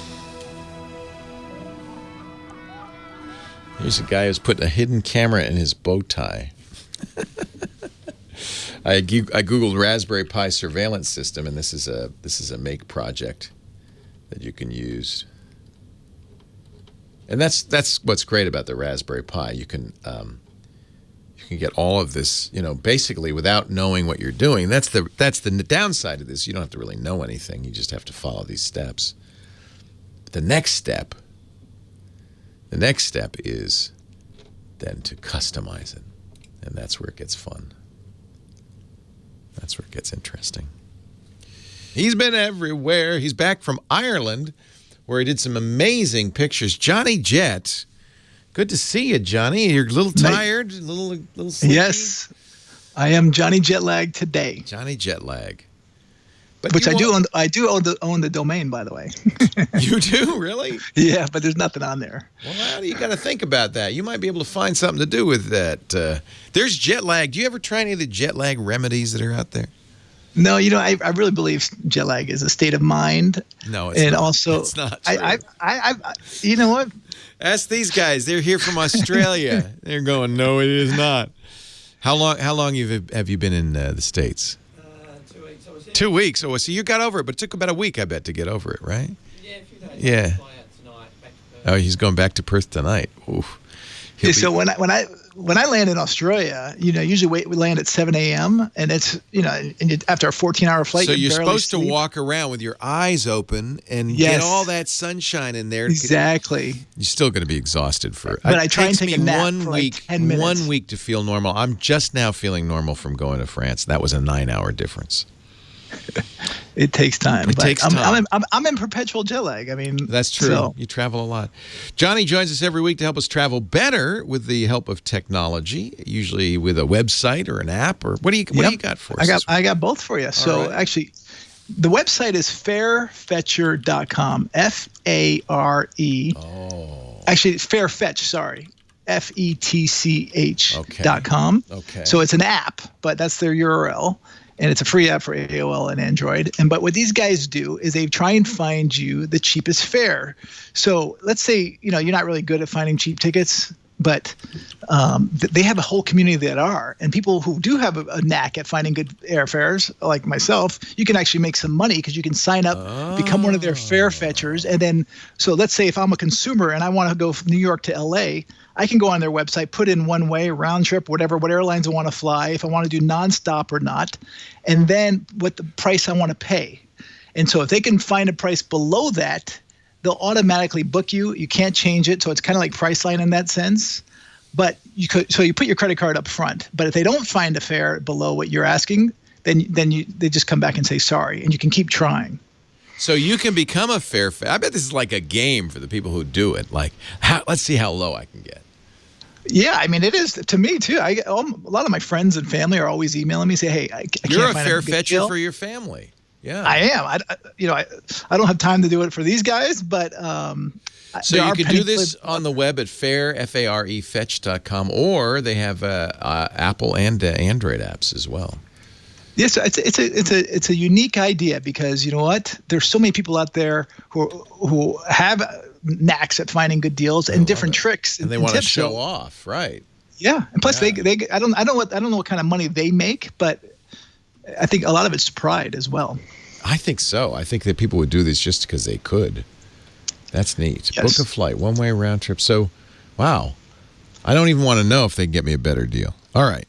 But warning, if you whatever price you put committing. in, You're committed. You are committed. Yeah. Once it's done, it's done. I bet you that's how they get paid. Maybe they split the difference or something like that, right? I don't think they split the difference because there's not a lot of money in airline fares. That's why travel agents charge. Yeah, but if I say I want a fare for $200 and they find one for $159, I'm going to give them $200. They're going to have $40 extra, right? Maybe that's their profit. I don't know. I'm not sure, but I don't think that's how it's working. But well, you pay $200 though, right? Even if they find a $149. Whatever no? price you put in, whatever You price pay you put what in. you put in. So So they you have say, I don't wanna incentive to pay- go under it. Yes. So yeah, maybe you're right. So let's say I say There's I a want to fly little New York, something left LA. over. That doesn't just go up in smoke. Somebody keeps that. Somebody, You know what? somebody Maybe, keeps that. maybe I'll become a Fairfetcher. Yeah, now you get what I'm going. All right, so that's a website, but it's also an app. But so I'm not going to let you off the hook, though. I want an app. No. That's actually the app. That's so the now app. Here's a website that's actually a service, but it's called Ask.vet. Have you heard of this one? Ask.vet. Wait a minute. Let me guess. You're asking a veteran or a veterinarian? Veterinarian. Okay, it's one or the other. So there's a lot of people who travel, and this is actually not meant to be a travel website, but this is a making great idea. It is. For $99 a year, you can get unlimited texts to a vet asking all kinds of questions like, you know what, my dog has diarrhea. You know, what should I do? Or he just ate the bar of chocolate. Should I take him to the hospital? Oh, yeah. And it also includes 6 phone calls with a veterinarian a year. They have webinars. People if you have a pet, you should have a vet, right? Yeah, but you know, taking it to the vet every time costs money, and sometimes, most of the time, you know, you don't really need to take it to the vet. So if you can quickly text somebody and say, hey, should I be bringing this to the vet, bringing my animal to the vet? Yeah. Yes or no, and you know, they will let you know. Ask.vet, which, by the way, is a very good domain name. It is. It's brilliant. Ask.vet. Or you can text vet to 67076. And tell them your concern. I agree. This may not bill itself as a travel site, but when you're traveling, you don't have access to your vet. Exactly. That was my thinking. Someone told me about it. I don't have a dog or a cat. And no, you have a child. That's more than enough. But you know, there are a lot of physician systems like this too, where you can have a physician on call via text and Skype. Right, and you know, speaking about physicians, you know, I go to a dermatologist all the time because I had a skin cancer scare. That's right. And a couple times I've gone to the doctors or different ones, and they give me totally different. I know. You know, and I don't understand why there's not a website out there where, you know, patients or doctors can upload photos of, like, say, a skin cancer. I bet there is. Folks, find it and give it to Johnny Jet. You won't get any money, but you'll have eternal glory when he mentions your name on his website. But it should be universal because there's so many different... Yeah, dermatology.vet. No, that's wrong. Huh? HIPAA. Oh, no, you can do it. You can give up your rights. John is saying, they wouldn't do that because of patient privacy. But if you're the patient, you can do anything you want. Plus, you don't even need to say what your name is. Just say, hey. Hey, what's this? Or the doctor should I be worried? Asking a whole bunch of doctors saying, hey, what do you think this is? And get a general consensus. Oh, wait a minute. Alex C. says, just do it at Reddit. You'll get many opinions. Yeah, you'll get a lot of opinions there. JohnnyJet.com. That's his website. A good place to go for great articles. Johnny's always posting. He has a travel newsletter, has numerous travel newsletters, and has fare finders and all sorts of stuff. It is the ultimate site. If you're a traveler, you've got to bookmark that. And if you like looking at great pictures, Johnny's on Instagram at JohnnyJet. He tweets all the time. In fact, he tweets all the links of the things he talks about on this show at his Twitter account at JohnnyJet. And he's also, can people follow you on Facebook, or is that your private page? No, I have a private and a personal. So there's a public page. And a public page. It's Johnny Jet 747, which is actually retiring. The United one's retiring November 7th, and I'm going to be on that flight. We had somebody in studio the other day who was on the last Delta 747? Local 747. I mean national, right?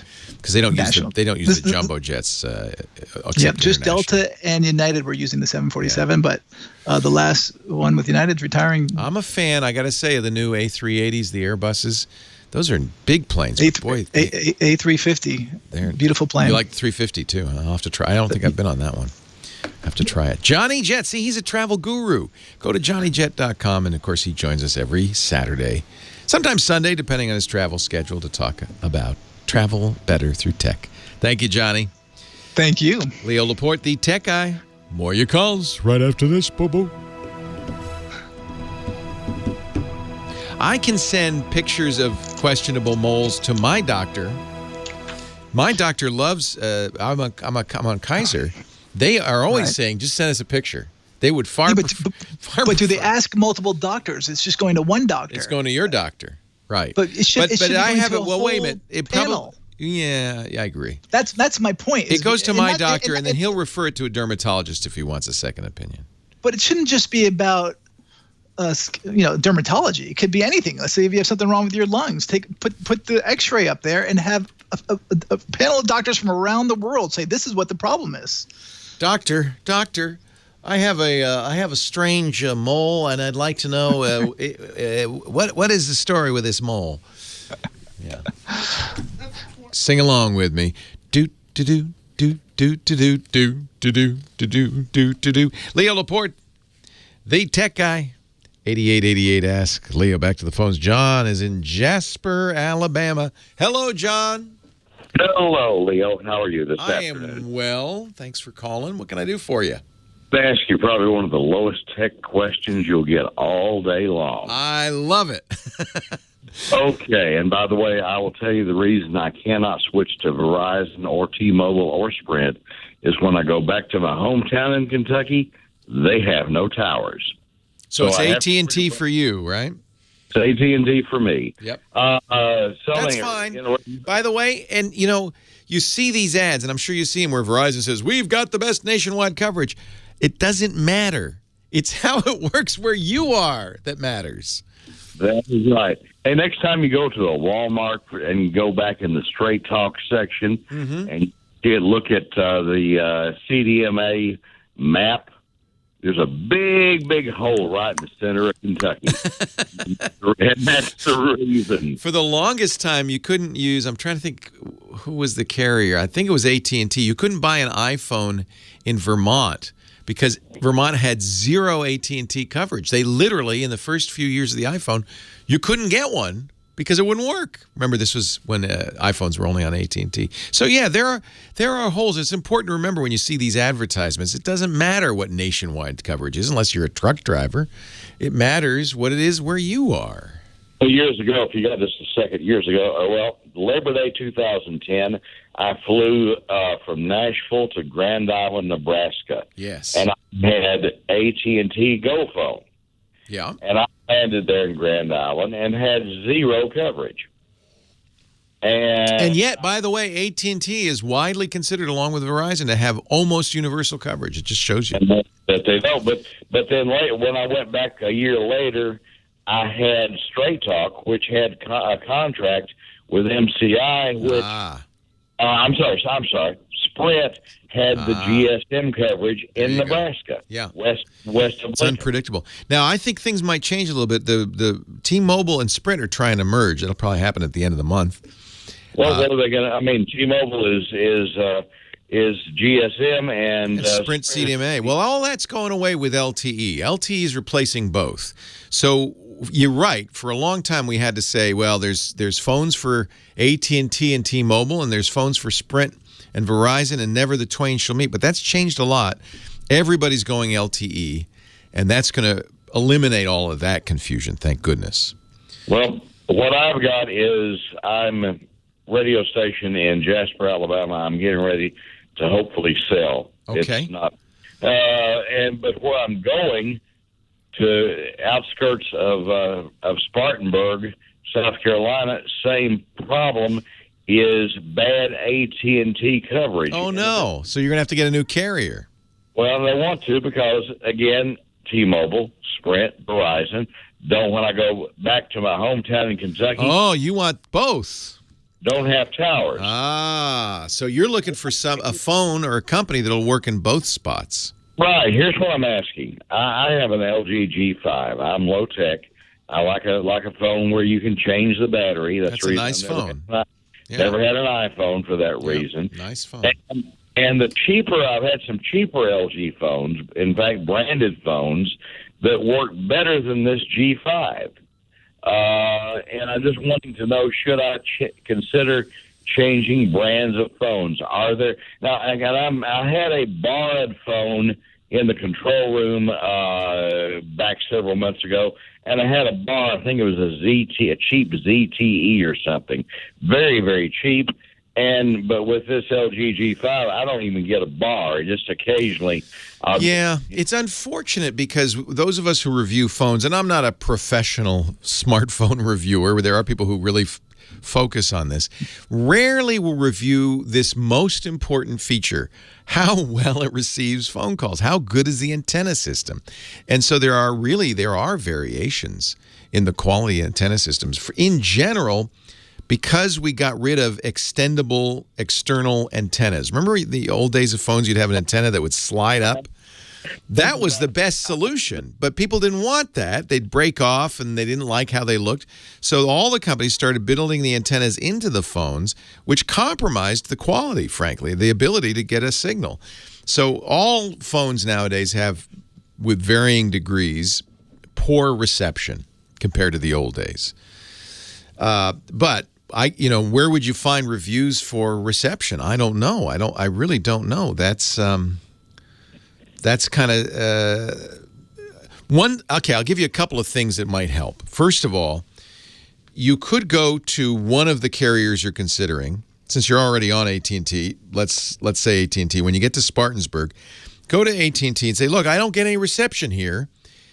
Give me a femtocell." Now that's the generic term. They have another term. I don't know what AT&T calls it. Every company has a different term, a cell repeater or something, but it's a device that you connect. We actually use one for T-Mobile here in our little radio station because we have a number of users, employees who use T-Mobile, but we don't have any T-Mobile reception here. As soon as you go out the building, it's fine, but inside the building. So we got T-Mobile to set up a femtocell. It connects to your LAN, your Ethernet, and uses your internet connection to provide cell service to your phone inside. And to your phone, it looks just like cell service. So that's one possible solution in Spartanburg is get an AT&T femtocell. And usually if you really beg and plead and say, "I'm going to change companies if you don't get me this," they'll give it to you for free. You plug it into your internet, and now that whole area will have, in effect, its own dedicated cell tower, and that can solve the problem. So that's one way to do it. Another way to do it, we were talking earlier about dual SIM phones. They're not sold in the U.S. generally, but it would be conceivable to buy a phone that has two SIM slots. The one that you can get in the U.S. that does is the OnePlus One. It's an Android device. I love them. OnePlus Ones often have dual SIMs. Then you can get, believe it or not, you get an AT&T SIM and a T-Mobile SIM, or whatever it is that works in Spartanburg, and then use the SIM that works in the region that you're in. Same phone, both. But if you're saying which phone has the best reception, that's one I'm not sure I can give you a good answer on, just because one of the reasons reviewers don't test it is it's variable. You could test it if you had a expensive lab, and you could set it up so that you would have, imitation towers in the lab, and the lab was isolated from the actual towers, and then you could test it. But it takes a lot of equipment to do it right. For me to test it without any of that equipment, it'd just be kind of a, rule of thumb. Well, it seems like it's pretty good. I got 4 bars. Even the bars in the phone, that's misleading.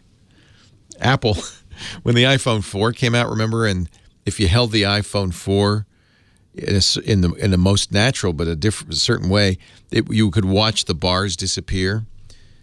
The antenna would stop working because you were actually detuning it. And since you work in radio, you know what that means. You're detuning the antenna by holding the phone. So what was Apple's fix? So they just changed the software so the bars didn't show that. They didn't actually make it better. They also gave away a free dollar bumper. It's a plastic bumper to keep your hands off the antenna. Cases can change it. It's just, absent an antenna, since you're in radio, you understand how antennas work a little bit. Absent an antenna, no antenna inside the phone is going to work very well. Maybe look for a phone with not a metal case but a glass case. Metal, of course, blocks RF, radio frequency. So that would be one solution for you. The new iPhone has a glass case. That's what allows it, by the way, to do wireless charging. You'll never get a metal phone that'll do wireless charging. And I'm going to guess, because it's a glass back, more fragile, but I'm going to guess that actually works better for signal propagation. It's a conundrum. And anything I would tell you about signal strength and phones that get better would be purely anecdotal.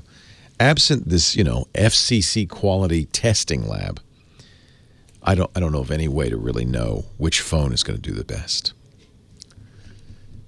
I would say try the femtocell solution. Pick a carrier, and then wherever that carrier doesn't work, go to them and say, look, I'm going to change carriers unless you give me one of these little cell sites in my house. That will solve the problem. 8888 Ask Leo, that's the phone number. If you've got a better solution, a couple of ways you can do it. Call me is the best. I'd love to get you on the show. 888-827-5536. Or go to our website, techguylabs.com. And there's a comment section. We divide the website up into shows, and then each show into hours. Each hour into calls. You can go right to that call and add your 2 cents. Leo Laporte, the Tech Guy.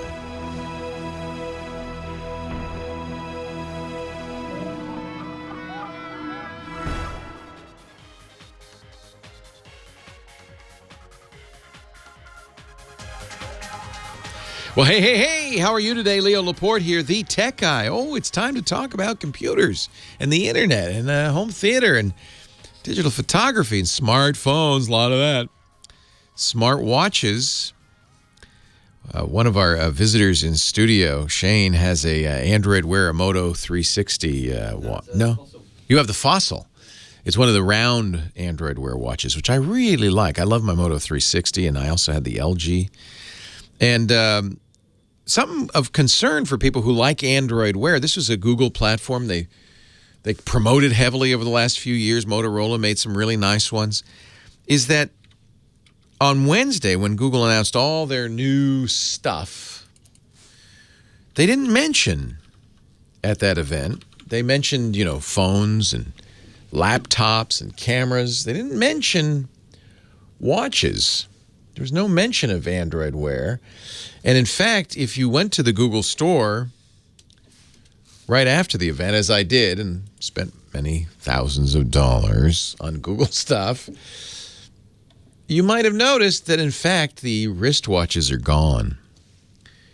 LG, was it LG or Motorola? I think it was LG announced they're not going to do any Android Wear watches anymore. Motorola has not updated their watch in some time. I'm wondering if it's the end of the line for Android Wear. Apple so dominates the smartwatch business, easily outgunning Android Wear, that I have a feeling that it just wasn't a great business for anybody but Apple. Fitbit, of course, is the number one wearable for fitness, but I think even Fitbit is starting to get slowly knocked down by Apple. Fitbit announced last week a Fitbit watch. Did you hear about it? Anybody review it? Anybody talk about it? No. I think if you're interested in smartwatches at this point, that the two choices at this point are Apple and Samsung. Fortunately, Samsung still makes some pretty nice smartwatches. They're not based on the Android Wear platform. They're based on the Tizen platform. But I actually am I think I might even prefer it over the Apple Watch because I like round watches. The Apple Watch, the square form factors, rectangular form factors, kind of, to me, not the best. But the Samsung S3 Frontier is, I think, a very nice smartwatch built on Samsung's Tizen operating system, which Samsung created, I think, because they didn't want Google to own them outright with Android. So I think, if you like smartwatches, really it's going to come down to Samsung and Apple. And I wonder, really, I've never felt like this is a must-have product. And I know Apple now, they say they're the number one smart watch maker in the world. They're actually, I take it back, they're the number one watchmaker in the world. They actually beat Rolex in dollar volume, billions of dollars last year for Apple Watches. And I have to say, I see more Apple Watches around than I used to. I think it's a fashion item now. I don't think it's a technology item. And I think increasingly Apple is a fashion company. It's a status symbol.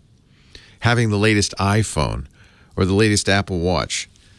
You know what they did with the new Apple Watch? It looks exactly like the old Apple Watch. That's not good for a status symbol because no one knows who you got the latest one, right? So they very cleverly, they put a bright red dot on the winding stem that has no purpose at all except as a subtle, or maybe not so subtle, signal, I have the latest one. I have the Series 3 because I have a red dot. Wow. That tells you something about Apple and their market. That it really does. In fact, I think, and I've mentioned this before, that's the reason for the very ugly, inexplicable notch on the next iPhone, the iPhone 10, which comes out sometime. They say November 3rd. Good luck getting one by then. But that notch on the screen is incredibly ugly. But I realized there's no technical need for that.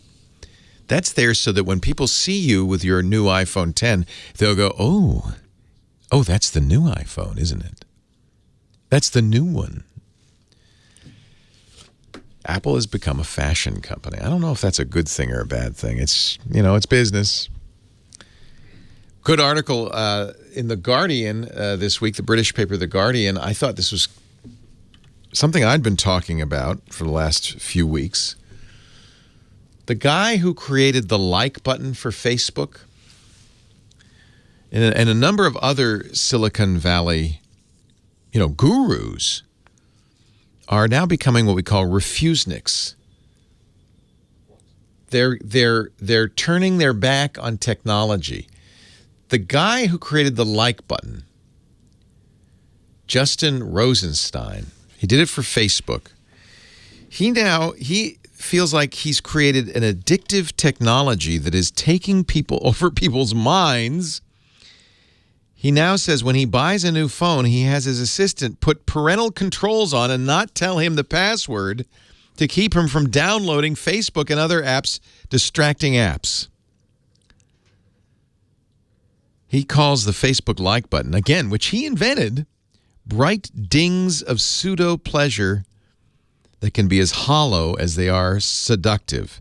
And there is a move, I don't know if this will gain ground or not, but there is a move afoot among people. Well, Steve Jobs famously wouldn't let his kids have iPhones or iPads.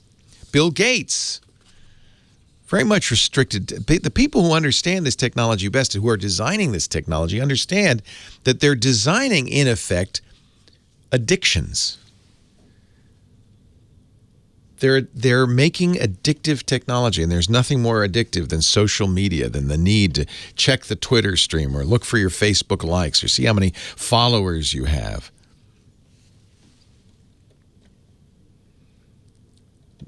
This is a very interesting trend in Silicon Valley, that the people who invented this stuff are now so afraid of it because they, more than anyone, are aware of what can it do to you to completely... We live in... What is the phrase now they're using? Continual partial attention. We aren't paying attention to anything. You can't watch a movie. Test yourself. Can you watch a movie at home without pulling out your iPhone or your tablet to just spend a little time on it, a little check out, see what's going on while you've been watching? Continuous partial attention. I don't know if there's anything to do about it, but it's probably a good thing to be aware of. Might be a good The guy, by the way, the king of this, a guy I've interviewed named Nir Eyal, he wrote a book called Hooked, that is the Bible in Silicon Valley, How to Build Habit-Forming Products.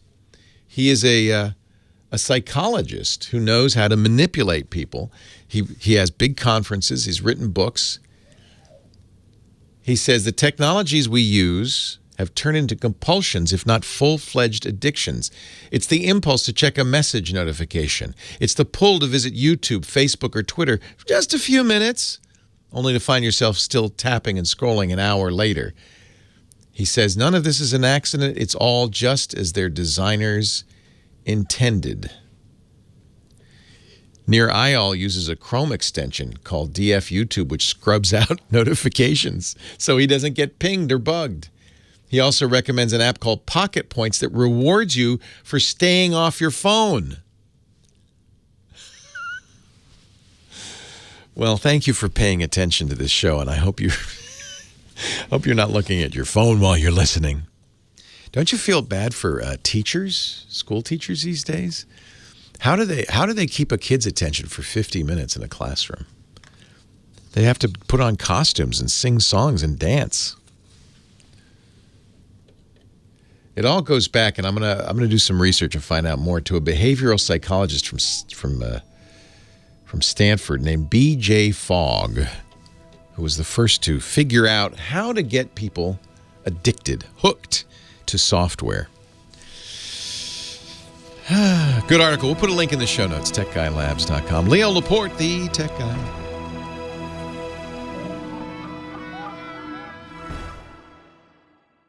Leo Laporte, the tech guy.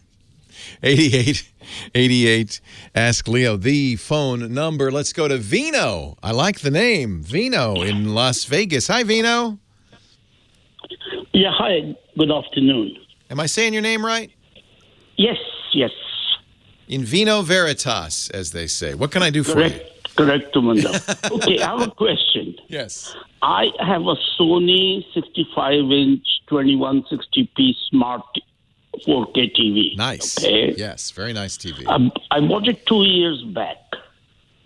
Now, I tell you what happens. When I turn it on, first the word Sony comes in the middle of the screen. Yeah. Then it becomes dark. Yeah. Then on the top of the screen, there's some wording, HD 480 or whatever. Yeah, it tells you what the connection is. Yeah. Yeah. Okay. And then there's another thing, something that comes at the bottom of the screen, and then it becomes dark. Okay. And then another 30 seconds later, it might actually go to a particular channel. Okay. But very often, it just becomes dark and doesn't come back on at all. Okay. So I have What is the source material for the TV? Is it a cable box or? Yeah, it's a direct TV box. Okay. Satellite box. So what happens? What it's telling you is there's this handshake that goes on via HDMI. I presume you have an HDMI cable from the satellite box going into the TV. There's a little handshake, and that's what those letters at the top that fleetingly are there are telling you is what it thinks it's getting. It sounds like it thinks it's getting something it's not. Would be my guess. So a couple of things to try. One is can you ever get a picture out of it? Well, as I said, what happens is then I have to press the on button again. Yeah. And the light doesn't come on at all. At the bottom of the TV, you're forcing another handshake. So you turn. Then the third time when I press, then the TV comes on. So you turn it off and on. Basically, you're turning off and on again, and then you're forcing a second handshake. So that kind of confirms my initial diagnosis, which is that the initial handshake is wrong. This is, by the way, the bane of my existence. Anybody who has HDMI, very common problem. The best way to solve this is to go into the DirecTV box and in the settings there, tell it what you want. You know, it's probably likely it's not a 1080p box. It might be that's part of the issue. But tell it what exactly you want. 1080p. Or you know, I don't know if it'll do 4K, but if it will, tell it 4K. And then same thing on the TV. Because what's happening is the auto detection is failing the first time through. Not unusual. And the only way to kind of fix this is to manually say, no. Don't do auto detection. I want you to be receiving this. I want you to be sending this. Get them to be sending and receiving the same thing. It will, by the way, speed up that process. Everybody, you know, most things are by default auto detecting.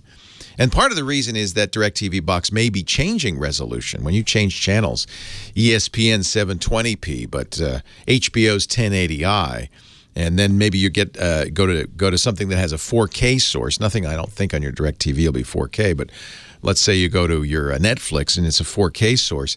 That's going to be 2160p. And all of a sudden, you got all these different settings. Your TV's doing its best, but it's gotten confused, and it's in other words, the handshake has failed.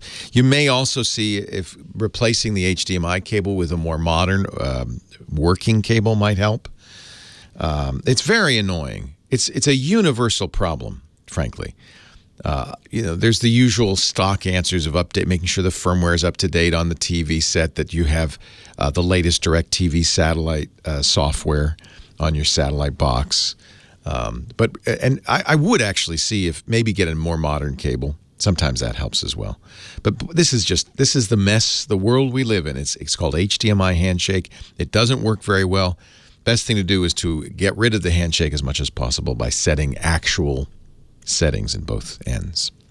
Lucas, Santa Barbara, Leo Laporte, the tech guy. Hi, Lucas. Hi, Leo. Thanks for taking my call. My pleasure. Thanks for calling. What can I do for you today? I am moving to an area that has, it's a rural area where I am going to have to unhook from my cable internet.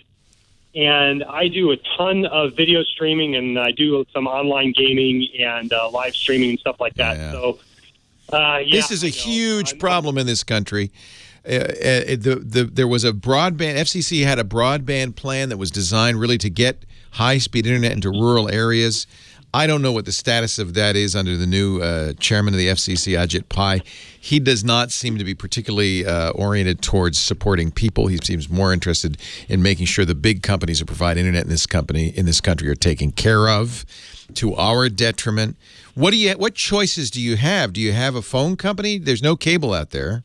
There's no cable. No, there's no Frontier. So essentially, there's Dish Internet, which I hate because of the latency. It's terrible, and it's very expensive, and you have to buy equipment, and and there's bandwidth limits. Yeah. Yep. All of which I understand. It's because this is the natural limit of satellite. Right. No, absolutely. There's no way to fix it because it's well. There is a very good satellite internet provider called Wild Blue. That is, and Exceed is the product, EXEDE. That is, I still think satellite has its limitations, particularly latency limitations, but this is the best of the breed. If that's your only choice, if it's that or, dial-up, I would look at wildblue.com. Right. Well, I do have two other options here, but I'm not comparing apples to apples because of how they word their product. That's right. And here's the thing. Hang on, I have to take a break. Hang on, I have to take a break. So I do want to hear you out, so just hang on for a second because we have to stop for a moment. But we'll be right back. Leo Laporte, the tech guy. I used up your precious time with my inveighing against the Federal Communications Commission. Quite all right. What? Another Australian? This is not possible. Are you from Australia, Ben? Yes. Sydney, Perth, Brisbane, and then we had another Sydney family here moments ago. What is going on? I'm sorry. I apologize. I had to put you on hold, but go ahead. So tell me again, Lucas, what are your choices now in the country? In the country, what I have a choice of is a wireless line-of-sight broadband service. That'll be microwave, and that might be pretty good. What else do you have? And then the other thing is basically an unlimited Verizon 4G LTE plan for what I would use it for. That's going to be more expensive than the MDMA, probably, right? MDMA, that's not right. Yes and no. I mean, depending on how we use it. The only problem I have with with one of these is that the broadband gives us a minimum. So they're like, okay, we guarantee you 1 megabyte per second. So that's what you'll get. But the other one says, oh, well, we average this amount on the download, which is 14 or 15. LTE is pretty good. LTE, it depends, of course, on what kind of signal you have where you're going to be, and I would certainly. It'll be great with Verizon. They said that's like the one carrier that gets really good service. So if you get good service, Verizon's very fast. If you can afford it, and the bandwidth caps don't kill you, that would probably be the best way to do it. Well, there is. They do have an unlimited plan, but there's one caveat to that I don't know so much about here. We do a lot of video streaming, like a ton. Yeah. And so you're going to go over a terabyte a month rather. Totally. Easily. Yeah, absolutely. Yeah. But if we stream it directly video on our phones, it's unlimited. So I don't know. I've heard. No. They'll know if you're using it as a hotspot. No, I know, but if I you could Chromecast it or AirPlay it to the TV. No, if I lightning adapter HDMI output from my phone to the television, I don't know if Netflix will play on those. Yeah, you're gonna. Yeah, if. Yeah, they may shape you. There may be also. Verizon's notoriously nasty on this kind of stuff. Really? Okay. Are you sure it's unlimited? Because somebody's saying unlimited stops at 15 gigabytes on the Jetpack. If you're using it as a hotspot, yes. But if you're just using the data on your mobile device, they tell me they won't throttle me. Yeah, but there may be ways and ways of them knowing what you're up to. Yeah. Yeah. Verizon is going to be very strongly incented to keep you from using it that way.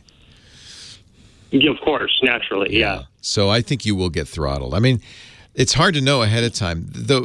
And then the wireless internet service provider, that can be quite good. It just really depends. The reason they will tell you minimum is because if there's trees in the way, that is literally a line-of-sight microwave link. Right. And that can be quite fast. The problem with most of these WISPs is you're sharing their connection to the internet. So if they have a lot of customers and they're too many customers for their connection, they'll slow down, and especially when you're watching Netflix at night and everybody else in the neighborhood is, they will slow down. So really, both of these are not good. No, and I mean, and I don't think 1 megabyte per second upload or download speed is enough to watch a video. No, it'll be SD at best. It will not look good. No, that's what I'm afraid of. So there's really no good option. I got to give up. You're moving to the country, boy, and use this as an opportunity to disconnect. Which I did, by the way. I got off of Facebook and Instagram, like your previous segment, like without even saying goodbye. I just deleted them. Hold on a second. I'm going to come back. Leo Laporte, the tech guy. We're talking with Lucas. Poor Lucas. He's living in Santa Barbara, beautiful Santa Barbara, but he's decided to move. Where are you moving? That's so remote. It's just north Santa Barbara. So North Santa Barbara. Yeah. Yeah. So your choices are a wireless internet service provider that'll do a microwave link, so it's line of sight, and using Verizon, which even in a rural area, sometimes Verizon, if you're close to a tower, will have very good connectivity. The problem, of course, Verizon does offer a Jetpack, which is designed for home internet access, but it's very much limited in terms of the overall bandwidth you can use. They say unlimited, but really read the fine print. Will do. Because unlimited, see, the phone company defines unlimited as, well, we'll never stop your internet, but that doesn't mean it won't be throttled. Interestingly, the courts see it more like humans do. But what do you mean? If you're throttling it, that's limited. What you want to find out is when the throttling begins. Throttling means they slow you down. And once you're slowed down, you're not going to be able to watch your Netflix. The problem with a wireless internet service provider, this is very specific to whoever you're getting. These guys tend to be smaller. The real issue is what's their backhaul to the outside world. If they have themselves, let's say a 10 megabit connection, which would not be untypical, and they have 500 customers, right about 7 p.m. when everybody turns on Netflix, it's going to go down to nothing because it's shared bandwidth.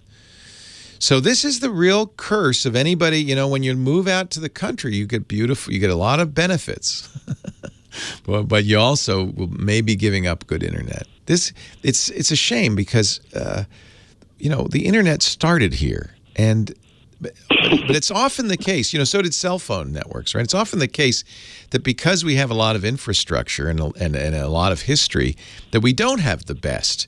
The countries where they built it later might actually have better systems.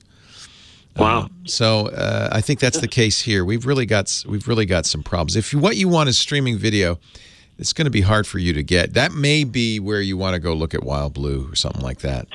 Quick question about that. How will that affect internet gaming where you're doing live gaming? Terrible. But all of these solutions are going to be highly latent. Latency kills gaming. Latency is the delay between the time you shoot somebody and the time he gets shot. To put it bluntly, in a game like Call of Duty. And the problem with playing a game like that when you're playing on latent networks is the guy's going to move before you even know he moved. So it really is it's unplayable, frankly. Right.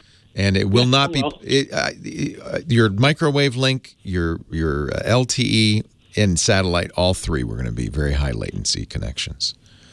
All right. Well, man, I'm sorry. But it's the truth. Is it too late to sell that house and move back?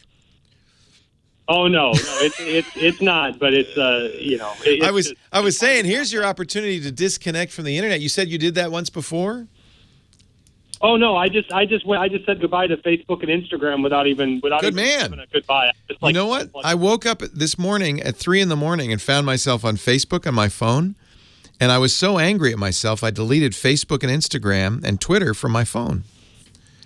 Probably a good idea. I think so. You can still check it on your computer. It felt like there was a little bit of sense of I didn't kill my accounts because I kind of need them for the job and all that. But there was a sense of lifting, of lightness, of freedom. Absolutely. Yeah, unfortunately, that means I don't know what I'm going to do. I'm going to have to look at the weather forecast at 3 a.m. I'm not going to have any. That's what Netflix is for. Netflix. So I better delete that. Hey, it's nice to talk to you, Lucas. At least you're moving somewhere beautiful, it sounds like. Thanks, Leo. I appreciate you taking my call. Yeah. Okay, we're stuck in this country. I mean, if you're in the city, you usually have cable internet. And the phone company will offer, over your phone lines, a variety of DSL services. If you're really lucky, in some very limited areas, you may have a third choice, a fiber connection. That's the best. But that's very limited, and very few places can get that. We don't have what we need, which is a competitive marketplace. That's the real problem. And unfortunately, the new FCC commissioner doesn't believe in a competitive marketplace. He believes that the companies, maybe with some merit, the companies who spend all that money laying cable in and laying fiber in, putting phone lines up, those are the companies that should get rewarded and should maintain a monopoly, or at best a duopoly. And so that's why 86% of all Americans have two choices for internet service, the cable company and the phone company. Two choices does not competitive make.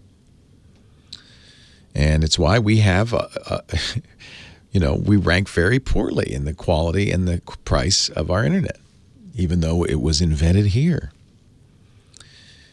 It's one of the reasons why it's important, I think, to call your Congress critter and say we want to preserve net neutrality and we want to keep the FCC's broadband plan in place so that they continue to make it possible for, it might take government investment, frankly, to get. See, the problem is that no company wants to invest in providing internet where the population density is, a few people per square mile. It's too low in rural areas. There's just not enough money to be made. They build out the cities, of course, because there's plenty of money to be made there. There's lots of density, but they're not going to ditch cable out where there's, one person every 400 feet. It doesn't pay. That's why it might take government investment to do this. I want to encourage the FCC to do that, I think. Michael, Daytona Beach, Leo Laporte, the tech guy. Hi, Michael. Hey, hello, Leo. I have a couple questions. One has to do with Google Home, and they sell the Google Home the speaker system, like the Echo, the little thing. Like the little thing. Yeah. And but you can download Google Home on your phone and control Google Home to your phone. Why would you? Well, this is how all of those guys work. You need the hardware, because inside that hardware are specialized microphones that can hear you clearly across the room, even if there's other noise, and the hardware that connects to the internet and contacts Google and gets the interpretation of what you said. But you control that, and same thing with the Amazon Echo, with software on your phone. That's how you set it up, how you tell it what the Wi-Fi is, how you enable certain skills, how you give it for instance, on the Google Home, you can place phone calls, but the way you tell it what the phone number is through your phone. So they all do require a smartphone interface. Or if not a smartphone, you can do it on a tablet, or I don't think they have computer. Amazon does. Amazon you can control from the Amazon.com website. I don't know if Google lets you control a Google Home from the website. I think you have to have an app. There's no interface on that thing. It's just got lights and buttons. So the Google Home on your phone, the app Google Home on your phone. That's just it's just for controlling. But I got to tell you, the Google Assistant, which any late model Android phone, I think it has to have Android 6 or later, has Google Assistant. That's the same thing as in that thing. You just talk to your phone and the phone responds. You don't have a device in your home. What's interesting about the Echo, the Google Home, and other devices that will be coming is that it kind of voice enables your home. You're not aware of this thing. You're not talking to the thing. You're just shouting at your house. And then it does something. And I think that's what's interesting about it. But we have these capabilities we always have on our phones, whether it's Siri or OK Google, all of that. That's basically the same capability. It's just on a phone.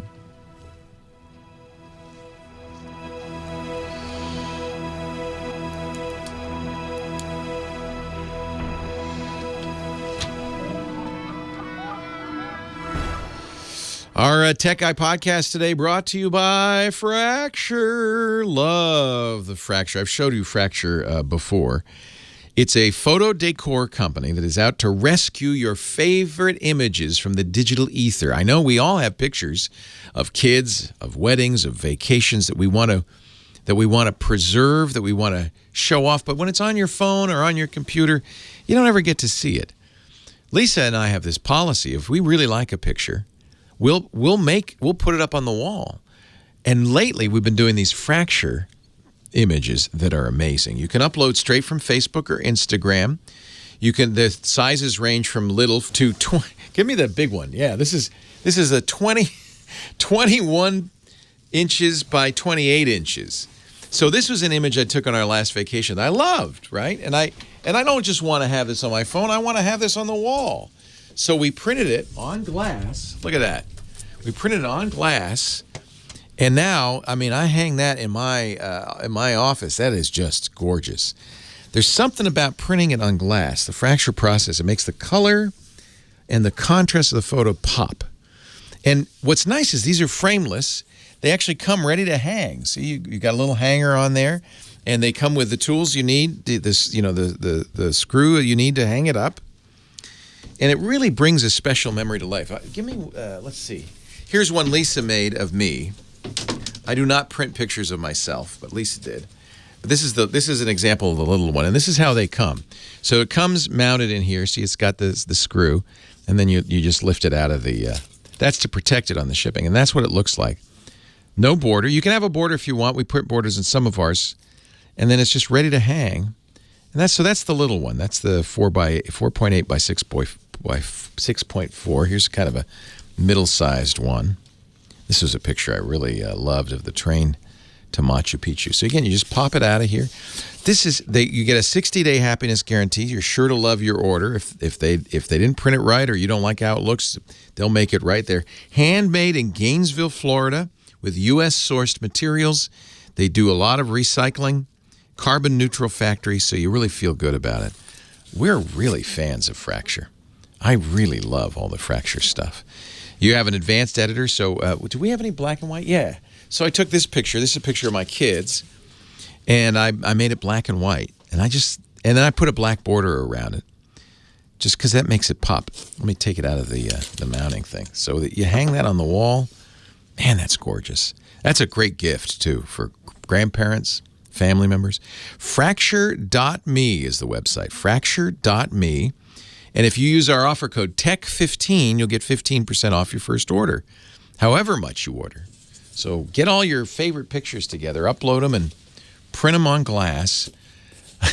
I have to talk to them about the name. but I have to say, we ordered a ton of stuff, and it all came perfectly. Here's another black and white. I like to print my son's pictures in black and white. This was his graduation dinner. I felt like this looked like Frank Sinatra in the Rat Pack. So I had to print that one in black and white. Fracture.me, use the code TECH15 and you get 15% off your first order. They come beautifully, hang them on the wall. Now your memories, have a new life.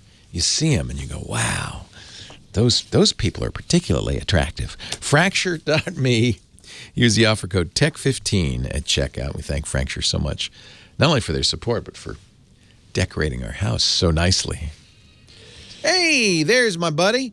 Dick D. Bartolo, Mad's maddest writer. We call him the Giz Wiz. Joins us each and every week. I saw a great picture. Was that a New York Comic-Con? Comic-Con, New York, yes. Our final, Mad's moving, so it was our final Comic-Con. And, man, how many Mad writers were there? It looked like the whole gang of idiots. Yeah, they flew, DC Comics flew in all the heavy hitters. I think there were 22 of us all together. Oh, it was amazing. And then there was a great party last night at a brewery, so that was fun. So new editor-in-chief, the headquarters are moving from Madison Avenue, where they've been for so long, to Los Angeles. Exactly. But you're going to continue to write for them and yes, be in every issue. I'm glad to see it. By the way, I was looking at this picture. I was really looking at this picture at the Comic-Con of 22. All the great Mad writers. And then I noticed in the front row, one of the audience members had a strangely familiar silhouette. Yeah, blocking almost. I think he was standing to try and block me out, but he failed because he's so short. Yes.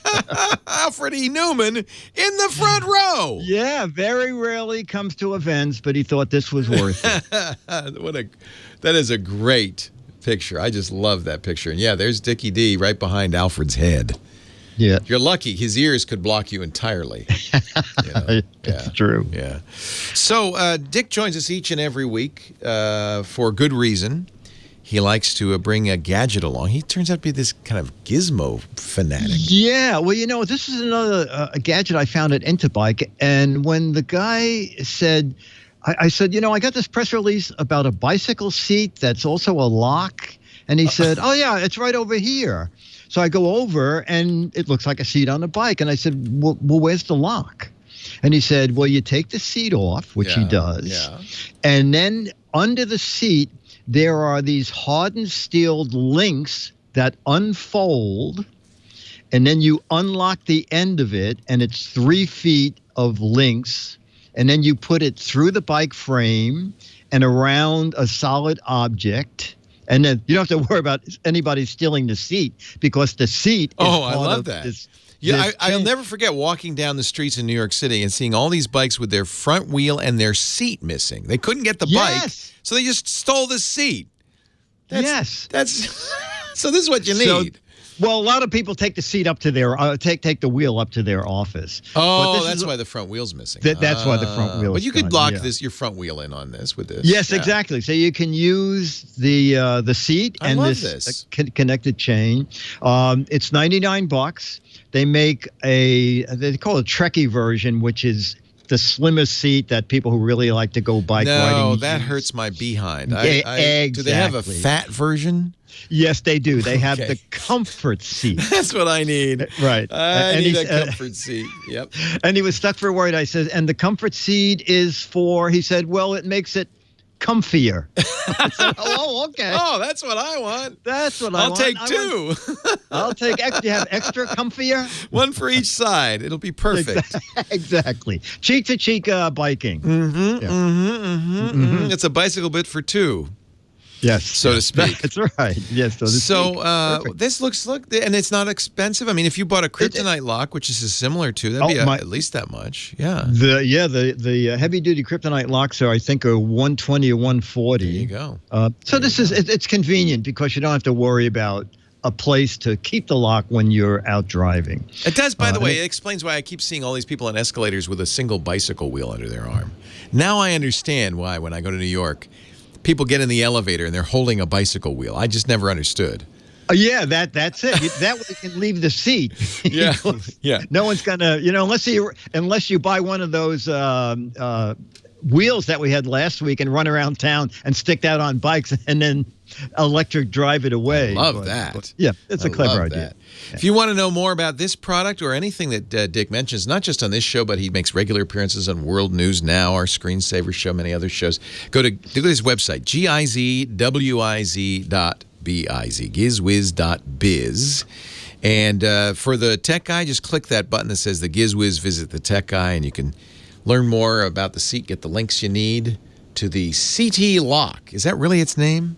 Yeah, it's weird, isn't it? Not a good name. I thought Seat N Lock would have been better. CD Lock. Yeah, CD Lock. Yeah. Yeah. Yeah, at a Only W, I then just it's wanna- Sweaty Lock, but that's not. Yeah, I called it that by accident. Yeah, the at Sweaty show. Lock. Yeah. Yeah. While you're there, And play they- the What the Heck Is It contest, a chance to win an autographed copy of Mad Magazine. What, Dick? I was just going to say, if anybody's in town tomorrow, there's a meetup at the marina. Oh, And you're all the- doing your annual GizWiz meetup. And all the info is at the same website you were just talking about. So if you're a fan of Dick DeBartolo, I grew up reading Dick DeBartolo.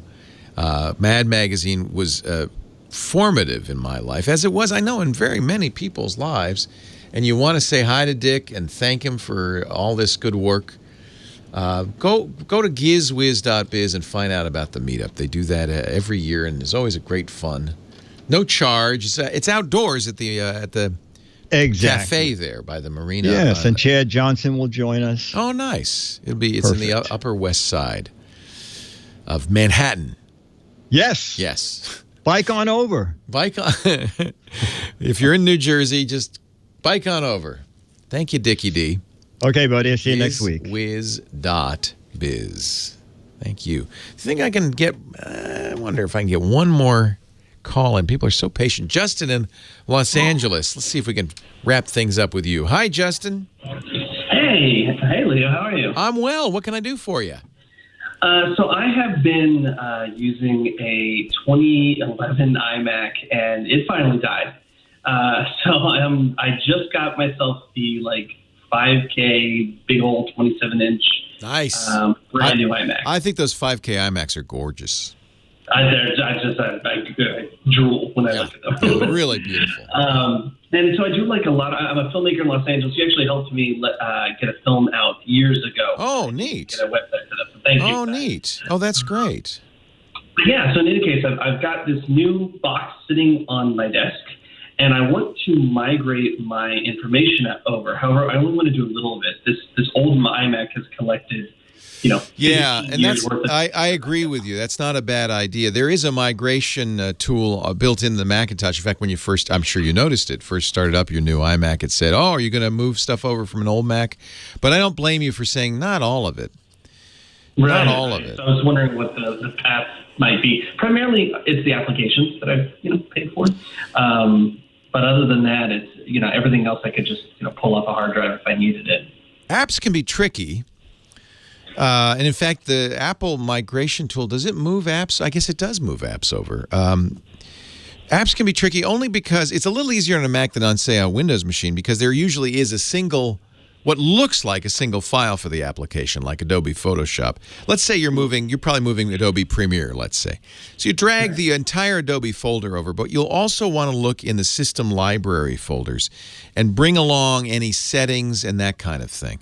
So those are hidden normally. Press the Option key, and then under the Finder, look at the Go menu. And if you press the Option key, you'll suddenly see Go to Library. Oh, and you'll be able to browse that folder. There are two library folders. There's a system level one at the top level and one in your directory.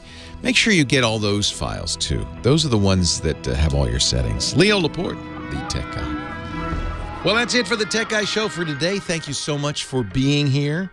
And don't forget, it's just the tip of the iceberg. We do nearly 30 shows on the Netcast network. It's called TWIT, T-W-I-T. It stands for This Week in Tech, and you'll find it at twit.tv, including the podcasts for this show. We talk about Windows on Windows Weekly, Macintosh on Mac Break Weekly, iPads, iPhones, Apple Watches on iOS Today, security on Security Now. I mean, I can go on and on and on. You even get your daily dose of tech news with Tech News Today. And, of course, the big show every Sunday afternoon, This Week in Tech. You'll find it all at twit.tv. And I'll be back next week with another great Tech Guys show. Thanks for joining me. We'll see you next time.